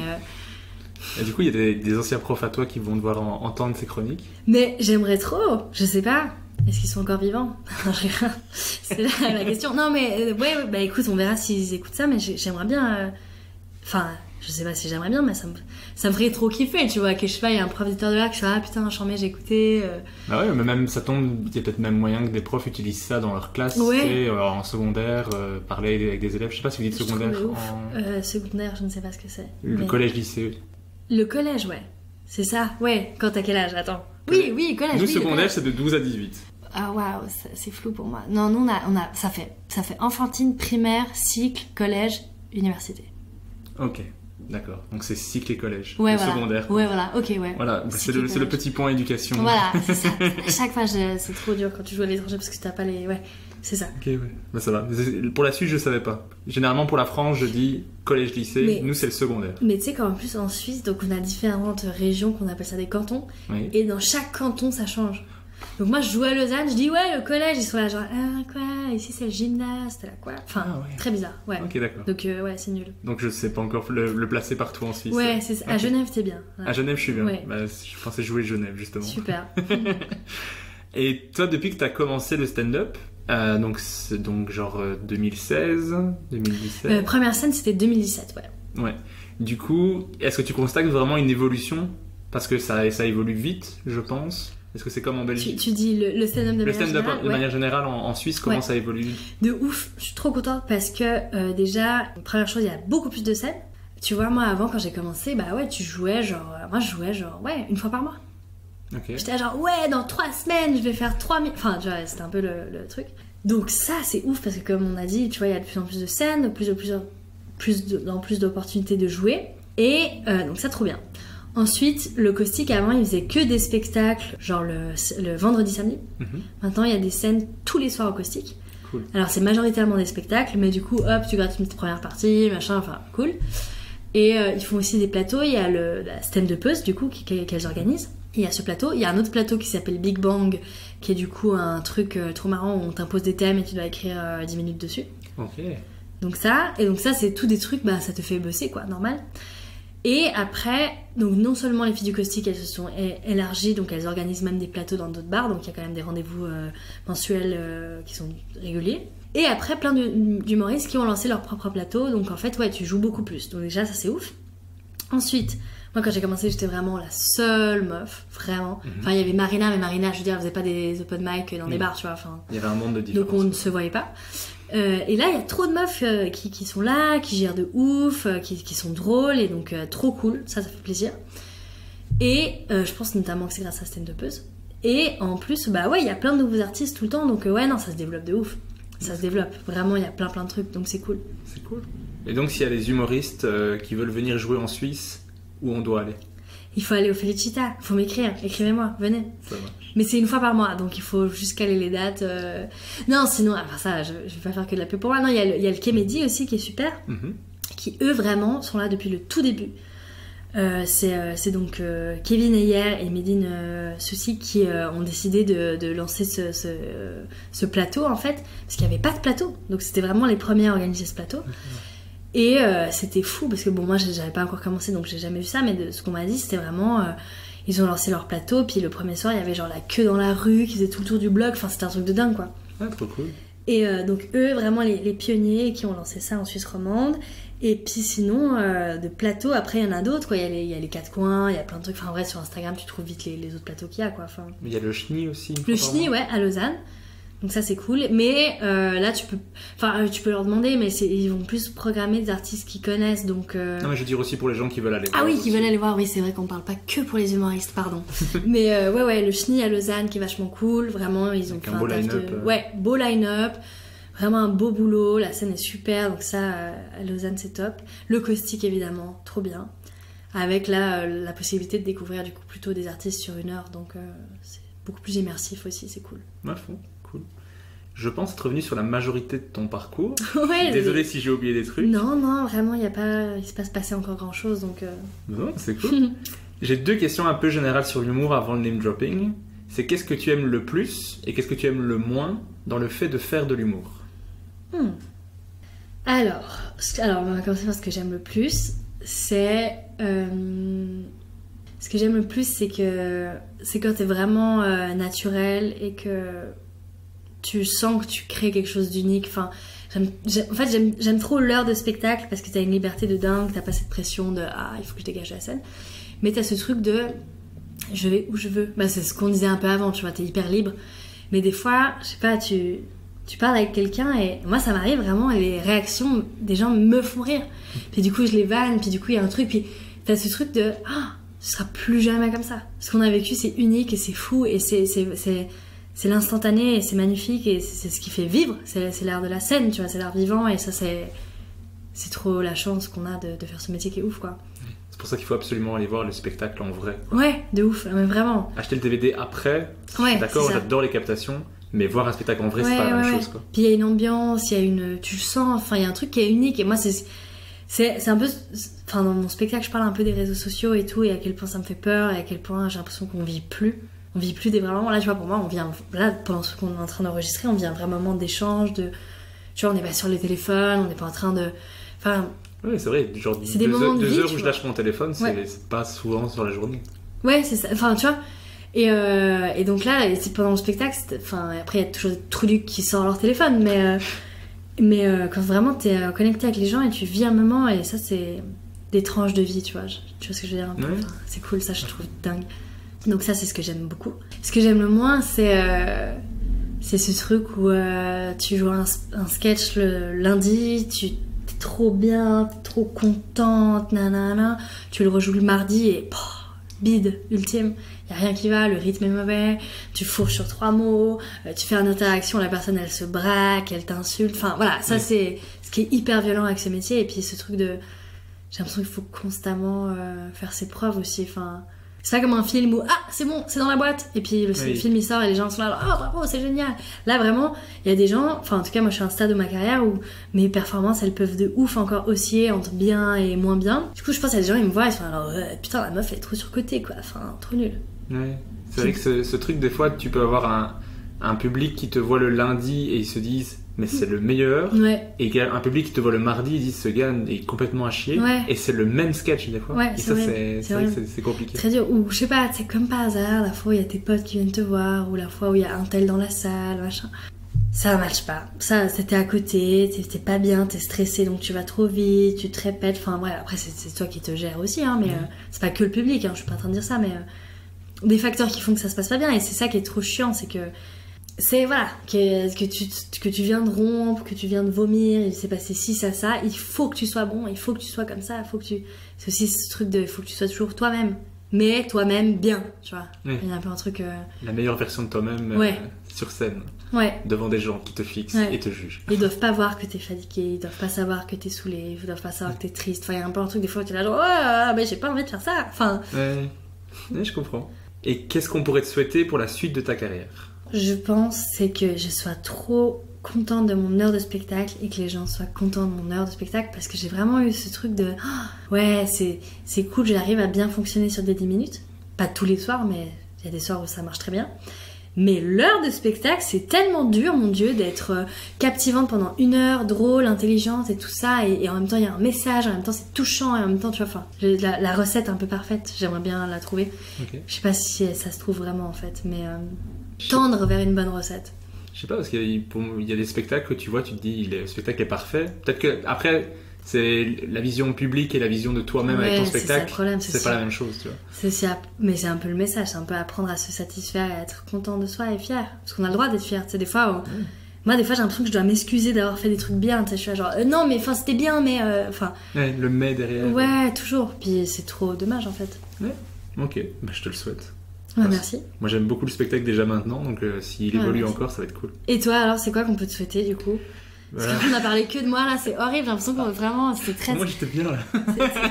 Toi tu sais quoi, du coup tu veux quoi? Moi ce qu'on peut me souhaiter c'est que le voyage au Québec se passe bien, que j'ose faire des scènes, parce qu'il va falloir que je découvre un nouveau milieu que je connais pas. Là ici sortie de zone de confort, mais de ouf, mais que j'ose le faire et que ça me permette de voir si c'est ça que je dois faire ou pas.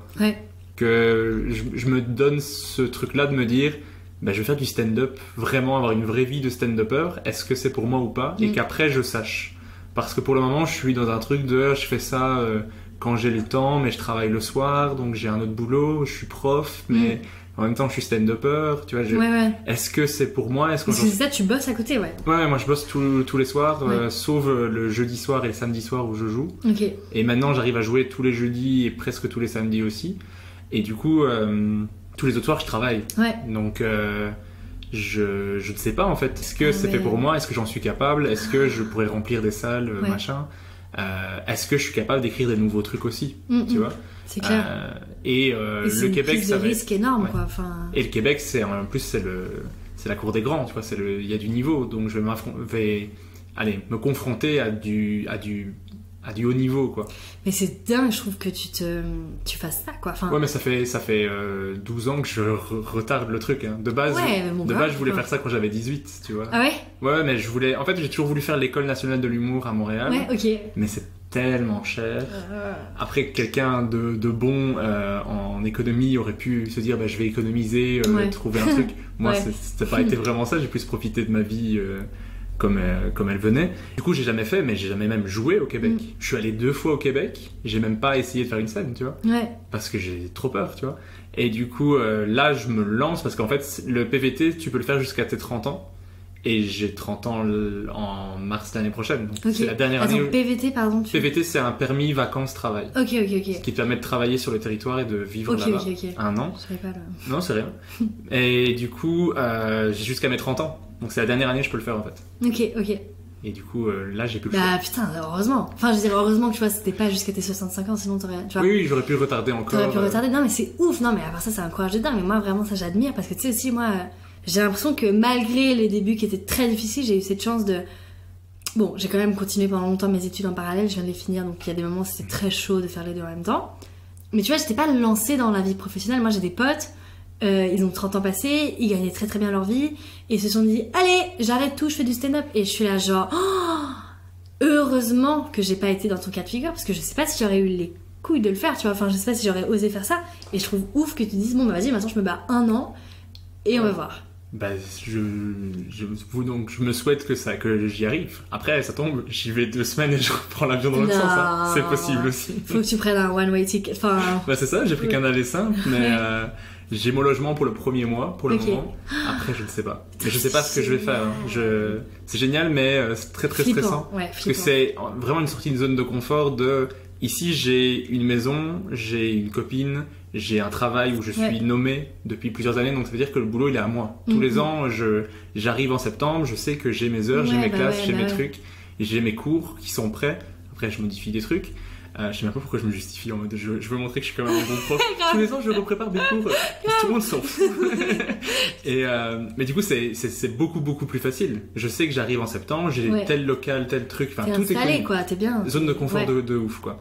Et je sais quand je vais arriver en classe, premier cours, les élèves vont penser ça, je vais pouvoir leur dire ça. Enfin c'est vraiment une routine. Là je vais arriver à Montréal, je connais personne. C'est fou. Et mais ça va être trop cool, mais j'ai trop hâte et en même temps il y a tellement de stress autour. Mais moi le Québec c'est tous les humoristes que j'adore. Donc en fait toutes les références qu'ils utilisent, je les connais à force d'avoir tellement regardé les en fait trucs, c'est ça, c'est qu'en vrai t'avais déjà un peu appris les codes presque. Un peu, j'espère. En fait je vais arriver pas du tout. Tu vas arriver, tu vas faire un accent québécois éclaté au sol, monstre raciste, les gens vont être là genre what.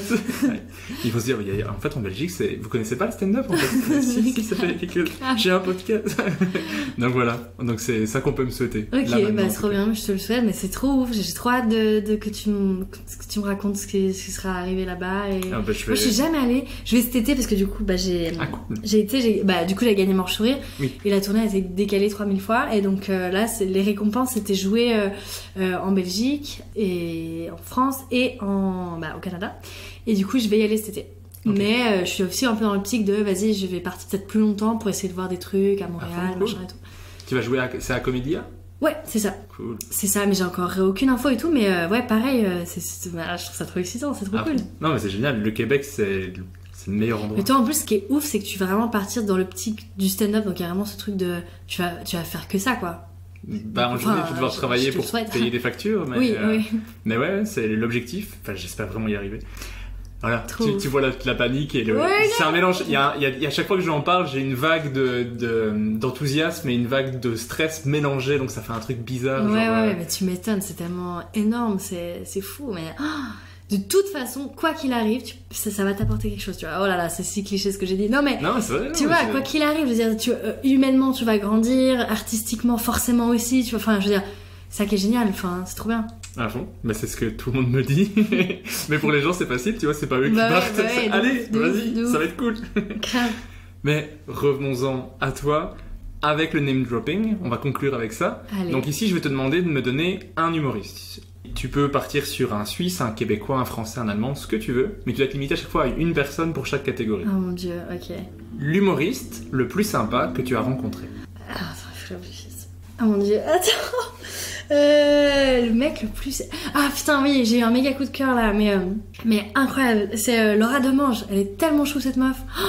Genre j'ai eu la chance de faire un week-end avec elle en Suisse où j'ai fait ses premières parties, puis en fait on a grave traîné ensemble.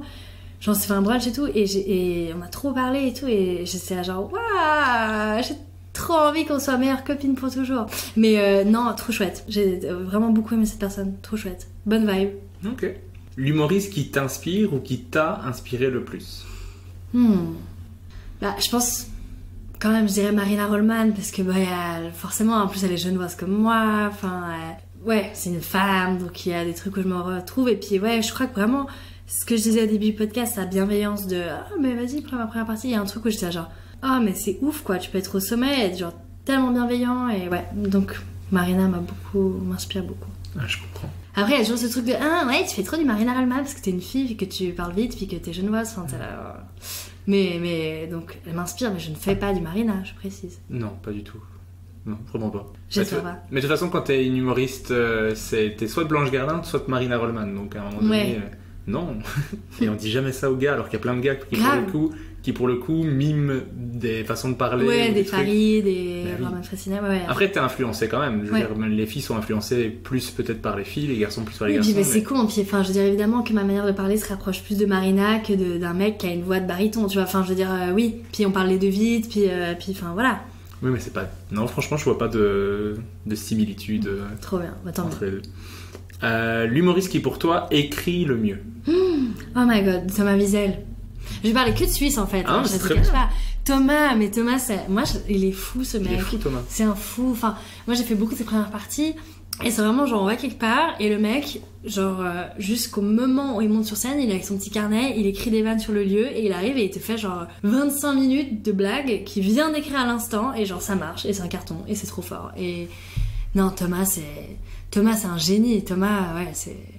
Il y en a pas deux comme lui, quoi. C'est il est hors norme. Mais il y en a plein qui ont déjà dit Thomas dans le sujet, donc clairement il est très très fort. J'ai même entendu Mike Ward, qui est un humoriste québécois qui est incroyable, qui est probablement un des meilleurs au monde, qui était impressionné par Thomas Wiesel, donc juste fou. Ce truc de j'écris pour l'endroit où j'arrive en dernière minute, enfin, il est trop fort. Mais c'est ce qui le motive aussi, et je sais que ça le fait vibrer. Et après c'est un style, tu vois. Moi enfin s'il y a un truc qui me vient, je vais le faire, mais je vais pas comment. Enfin au contraire, tu vois. Moi avant de monter sur scène, c'est on écoute de la musique, on se marre, c'est pas putain mais si on écrit, tu vois. C'est des mindsets qui sont trop différents, quoi. Enfin... À fond. Mais trop impressionné par Thomas Wiesel, c'est fou. L'humoriste qui pour toi joue le mieux. Joue le mieux, dans quel sens Dans le sens vraiment dans le jeu. Moi je trouve que Charles Nouveau, allez on continue avec la Suisse, parce que c'est ce que je connais le mieux aussi, que j'ai le plus pu observer, mais Charles Nouveau, alors en fait c'est ta question, attends putain pardon, Charles Nouveau il vend méga bien ses vannes et tu vois ses mimiques et c'est des ruptures qui sont genre vraiment genre, c'est un vendeur de tapis pour moi, tu vois, il est vraiment nanana et genre c'est, oh mon dieu quelle imitation de merde, c'était horrible, pardon, je suis désolée Charles, mais ce truc, en plus on m'a pas vu physiquement mais vraiment j'ai fait un move avec mes mains, il est là rigoler et en fait il est fort parce que il a des mimiques, il a des trucs où, et moi ce que j'aime beaucoup c'est ça, c'est qu'avec Charles du coup, enfin il te fait 2-3 petits trucs et t'as les images qui apparaissent, c'est des tableaux, tu sais, t'as vraiment, quand il parle de ses neveux, on les voit ses neveux, enfin il y a un truc qui est tellement juste et ça j'aime trop parce que du coup t'as presque un truc de très évocatif, tu vois ce que je veux dire. Pour moi c'est fort. Et après, pour moi un mec qui vient vraiment du théâtre et qui fait des bons act-out et qui sort bien et qui joue bien, pour moi c'est Thibaut Agoston aussi, ça a rien à voir, c'est des styles qui ont rien à voir, c'est pas dans lui je le tac sur ça, mais il bafouille de ouf et tout ça, donc c'est pas dans c'est pas le vendeur de tapis, mais il joue dans le sens que il va faire des imitations, des voix des fois, il se lâche, enfin il y a un truc qui est hyper juste et naturel et sincère, donc je l'ai trop saucé, il va prendre le melon, mais il est très fort. Maintenant, je vais te demander de choisir entre deux humoristes. Ok. Il faut que tu me dises lequel des deux te fait le plus rire. Donc vraiment, celui qui te produit le plus de rire entre les deux. Oh je précise, tous les humoristes que j'ai choisis sont des gens qui ont beaucoup de talent. C'est pas du tout pour dire que l'un n'est pas drôle et l'autre est... C'est juste qu'est-ce qui, toi, te touche un petit peu plus. Un tout petit peu plus. Même un petit % plus, je veux savoir lequel des deux. Ok. Entre Gad Elmaleh et Florence Foresti. Parce que c'est ceux que tu écoutais quand t'étais petite. Bon, on l'a vu, les circonstances, c'est horrible, je suis un peu biaisée, mais en tant qu'enfant, je pense, c'était quand même Gad Elmaleh. Okay. En tant qu'enfant, aujourd'hui, je peux pas me prononcer. mais enfant, ça devait être Gad Elmaleh, ouais, quand même. Entre Paul Mirabel et Fanny Ruet.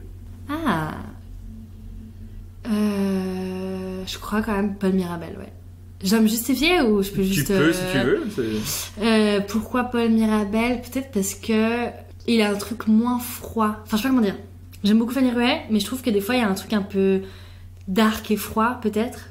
enfin moi que je ressens physiquement peut-être, mais je l'ai vu beaucoup de fois, j'ai beaucoup fait ses premières parties, je l'adore et tout, mais ouais, peut-être la couleur de l'humour de Paul, et même si tu vois il a un truc très stoïque, machin et tout ça, ou je l'ai pas vu en spectacle en plus, donc c'est dur de comparer, je l'ai vu qu'en plateau, donc c'est peut-être aussi plus facile, mais ouais, je sais pas, je dirais Paul quand même. Okay. Entre Arnaud de sa mère et Marina Rollman. Ah putain, c'est dur, ça a rien à voir en plus. Je pense actuellement quand même Marina, parce que en fait ça a tellement rien à voir en fait. C'est juste sa mère, j'étais trop fan parce que c'était l'absurde machin, mais je l'ai vue en spectacle et haut la main, Marina l'emporte quoi. C'est trop violent de dire ça. Non mais ouais, Marina ça me touche plus aujourd'hui, je suis peut-être moins proche de l'absurde aujourd'hui, ou je sais pas. Entre Tania Dutel et Shirley Soignon. J'ai pas vu le spectacle de Shirley en vrai, hein. Mais Tania j'ai beaucoup kiffé aussi. Ok. Enfin, donc je dirais Tania parce que j'ai pas vu Shirley, donc je peux pas juger sur une heure Shirley. Enfin, je sais pas ce qu'elle fait sur une heure. Ok. Je te conseille vraiment de le voir. Ouais. Le spectacle Être humain, c'est une tuerie. Ouais. C'est un des meilleurs spectacles que j'ai vu de stand-up tout court. Ok, ouais. Et je trouve ça incroyable. Alors peut-être, tu vois, ça changera si je vois son spectacle, mais vu que je l'ai vu que en plateau, c'est dur de... Mais Tania est super forte aussi. Hein, ouais. Tania, putain, là... Son sketch là, je vais pas spoiler, mais sur les catacombes et tout, elle est trop forte. Ah, c'est trop sketch. forte. Et là, de nouveau, c'est ce truc évocatif où t'es avec elle dans la catacombe et c'est pas bien quoi. Donc non, trop forte. Ce sketch était génial et j'en ai perdu des bouts parce que j'étais en train de pleurer de rire. Ah ouais, carrément, ouais. Très très très très bon. Entre Thomas Wiesel et Charles Nouveau. Je crois quand même Charles Nouveau. Parce que justement, ce truc de... le spectacle de Thomas, il y a beaucoup de gens qui disent ouais, il fait beaucoup de politique d'actu et tout, mais son spectacle, pas du tout, il parle vraiment de lui pour le coup. J'ai trop kiffé aussi. Ouais, je sais pas, j'ai trop kiffé. Mais je crois que, moi, ça m'amuse de Charles, comme il bouge, comme il est, ses mimiques et tout, ça me divertit aussi, donc je crois quand même plus Charles. Mais ça se vaut à très peu. Un petit dernier choix, entre Thibaut Agoston et Bruno Pecky. Ah, Thibaut Agoston est sûr. Oh là là, sûr. Non, mais il faut que Thibaut, je l'ai trop saucé dans ce podcast, hein. Le gars, non, mais vraiment, ce mec, c'est un génie, il va aller très très loin. Parce que peut-être aussi on était en primaire ensemble, mais non, pas du tout. Non, parce que c'est quelqu'un de méga authentique, c'est lui, quoi. Il est weird as fuck, et sur scène, il est comme il est dans la vraie vie, il est chelou, et moi il me fait trop marrer parce qu'il est fort, et même quand il balbutie, qu'il dit de la merde, qu'il bafouille, hop, il fait rire parce qu'il fait ça, il se lâche, il s'en branle, enfin non, il est trop fort, il a un monde à lui, c'est un artiste pur et dur jusqu'au bout des doigts quoi. Pour moi vraiment c'est un artiste, c'est même pas, il a son univers quoi, tu vois. Non mais c'est des fois ça me fait marrer parce que je suis sur des plateaux, il y a mes parents qui viennent et sont là genre Thibaut Agoston, je suis là yes merci, mais non, c'est un vrai artiste quoi. C'est un vrai. Et puis je pense que la définition de l'artiste, de par le fait qu'il fait aussi du slam, que il est intelligent, c'est pas du déjà vu quoi. Enfin non clairement Thibaut, de notre génération suisse, de notre vague, de notre volée, on peut dire c'est le meilleur quoi, de loin clairement. Ok. Waouh. Il faut vraiment que j'aille voir son spectacle. Il faut vraiment aller le voir, il est trop fort Ouais, à fond. Et toute dernière question. Qui est-ce que toi tu aimerais entendre dans le prochain épisode? Thibaut Agoston, allez, non, why not, un Suisse, Thibaut Agoston, je pense qu'il vaut la peine d'être écouté. Et puis sinon, je sais pas qui t'a fait de tout le monde, de quoi, mais t'as pas fait Laura Demange? Non. Alors super sympa. J'ai jamais vu son spectacle non plus. Aussi. En fait, j'essaie vraiment d'avoir des invités où j'ai vu le spectacle. Pour pouvoir leur parler, pour pouvoir parler plus de choses et pour avoir vu plus de choses que juste ce qui est mis sur internet. Après, s'il y a beaucoup de choses sur internet, des fois je le fais aussi. Mais Laura Demange, je connais de nom, mais j'ai jamais trop vu. Et Thibaut Agoston, je connais aussi de nom, mais j'ai jamais vu. Donc, mais parce que des Suisses, t'as fait que Charles et moi. Que Charles et toi. Ouais. Il y en a plein en Suisse. Marina aussi, je pense. Marina, je sais un petit peu. Ouais. Mais non, il y en a plein. Thomas, tout le monde, en fait. On est tous ils sont tous super intéressants, quoi. Cool. Bah, merci beaucoup d'avoir répondu à toi. À toutes mes questions. Ouais, on a beaucoup, j'ai beaucoup parlé, ça va, c'est pas trop intense. C'est super cool. Moi j'ai appris plein de choses alors que j'avais fait déjà des recherches en amont, donc je pense que les gens vont apprendre des trucs. Cool, trop bien. Donc moi je retiendrai surtout que t'as un champion de Formule 1 qui t'a pris en photo avec Arnaud Samer. Ouais, c'est ça, c'est le truc le plus drôle qui m'est arrivé. Ouais, c'est vrai. C'est quand même assez cool. Mais vraiment, merci beaucoup d'avoir pris le temps parce que t'es en Belgique pour pas longtemps et tu t'enfermes dans une pièce avec moi pendant 2 heures pour répondre à des questions, donc c'est vraiment cool. Ben, avec plaisir, écoute, merci à toi d'être intéressé par moi, quoi. Enfin, c'est cool. Ben, moi, tu me fais rire, je suis intéressé. Trop bien. Bah, du coup, maintenant, j'ai vraiment envie de voir Thibaut Agoston, tu l'as trop vendu. C'est vrai. Non, mais il vaut le détour, clairement. Ouais, bah, putain, mais qu'est-ce qu'elle a avec Thibaut? Non, mais il est fort, quoi. Bon, c'est pas le seul, hein. Il y en a d'autres de Suisse, de la Nouvelle Vague. Jérémy Croza aussi, il est super. Enfin, il y en a plein, quoi. Mais Thibaut, ouais, il est fort, quoi. Bah, il faut qu'il vienne jouer en Belgique. Bah oui, ça tombe, il était en Belgique il y a 2 jours et je le sais pas. C'est possible. Je sais peut-être pas il y a 2 jours, mais il va revenir en tout cas. Tu le verras. Bah, il faudrait que je le chope au passage. Merci beaucoup. À fond. Merci à toi.